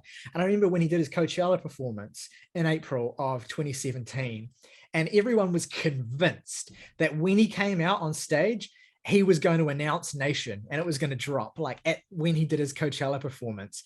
And I remember being on that subreddit, and like everyone was in like full cope mode. Like every single song he did, it would be like, okay, the next one is going to be where it happens. Like, and then the performance went on. Kendrick's QAnon era. The performance went on and on. He did song after song and it was incredible, but still no Nation. And we got to the last song of the night. We're like, okay, guys, this is going to be it. He's about to drop Nation and then dip. And of course, it never happened. Nation never surfaced. And when you're watching this, probably won't be very long after we record it, he has announced, or at least like suggested, he hasn't actually announced, but he seems to be suggesting that his new record, Mr. Morale and the Big Steppers, is going to be a double album, and we'll see how that turns out. Maybe by the time you're watching this, you'll already know potentially. As we record this, it's only like just over a week away, but we'll see what happens there. That's at least what I think Damn is, at least as far as I can gather. It's a messy record. It's definitely not my favorite Kendrick record, but I appreciate it for what it is more than I think I have in the past.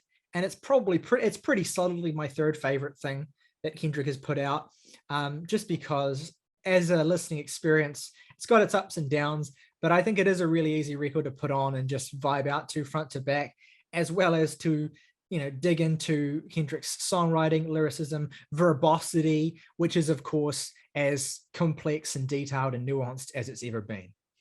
And that basically brings us to the present day, where we are eagerly awaiting this new record, Mr. Duckworth. Please supply us with the good shit. And of course, we will be reviewing the new album, Mr. Morale and the Big Steppers, 1 week after it comes out on the Jam City podcast on this channel. So please make sure, if you're not already, you subscribe to the channel so you don't miss that episode when it comes around. Very excited to listen to this. And of course, very excited to review it. However it turns out, I'm sure it'll be great. But now, before we finish up, we are going to very quickly rank the albums of Kendrick. Obviously not very many to do, but we're also going to give our top 20 Kendrick Lamar songs as well. Jake, why don't you go first with your album ranking and then your top 20 songs? All right, album ranking. Last place, we have Overly Dedicated, followed by the Kendrick Lamar EP, followed by Section 80, followed by Damn. After that, Untitled Unmastered. After that, Good Kid, Mad City, and my favorite, which is To Pimp a Butterfly. My Top 20 Kendrick Lamar songs. In number 20, we have ADHD. Number 19, Triple X. 18, Shireen. 17, Institutionalized. 16, Complexion, A Zulu Love. 15, How Much a Dollar Cost. 14, Backseat Freestyle. 13, Fuck Your Ethnicity. 12, The Blacker the Berry. 11, The Art of Peer Pressure. 10, Mad City. 9, High Power. 8, You. 7, Element. 6, I. 5, Wesley's Theory. 4, King Kunta. 3, Sing About Me, I'm Dying of Thirst. 2, These Walls. And number 1, All Right. Hell yeah. My album ranking, I'm going to put Overly Dedicated last, obviously, even though it's a mixtape. Then I will put Untitled Unmastered. Then I'll put Section 80. Then I'll put Damn in third. Then I'll put Good Kid, Mad City in second. And then narrowly To Pimp a Butterfly is my number 1. Also, no surprises there. Very close, though, at the end there. And my top 20 Kendrick Lamar songs are as follows. Number 20, Institutionalized. Number 19, Feel. Number 18, Swimming Pools, Drank. Number 17, Humble. Number 16, Money Trees. Number 15, Fear. Number 14, the single version of I. Number 13, Fuck Your Ethnicity. Number 12, ADHD. Number 11, Mama. Number 10, How Much a Dollar Cost. Number 9, Wesley's Theory. Number 8, Mad City. Number 7, All Right. Number 6, King Kunta. Number 5, The Art of Peer Pressure. Number 4, DNA. Number 3, High Power. Number 2, The Blacker the Berry. And number 1, Sing About Me, I'm Dying of Thirst. All right, well, that brings us to the end of this incredibly long but hopefully enjoyable video. Please let us know at home what you think of Kendrick Lamar, what you think of his records, what your favorite Kendrick Lamar records are, what you thought of our breakdown. Do you think that we were particularly, I mean, I would be surprised if you thought we were particularly harsh on anything, maybe the early stuff, but let us know if you disagree with us on anything. Let us know how you would rank the records as well, and what your favorite Kendrick Lamar songs are in the comments below. We want to hear from you. And as I said before as well, we will be reviewing Mr. Morale and the Big Steppers on this channel, on the Jams and Tea podcast, and make sure you subscribe and hit the notification button so you do not miss that when it happens. If you enjoyed the video, please consider giving it a like as well. All of these things help us very much. If you want to support the channel and go above and beyond and become one of our besties, you can hit the join button. And for just $1 a month, you can give us a little bit of additional extra support to keep doing what we do. Get your name featured in the title call of every video on this channel, priority comment response. And if you want to recommend us a record to listen to, your recommendation will go to the top of the pile. As always though, folks, rock over London, rock on Chicago, Dominoes. It's what we do.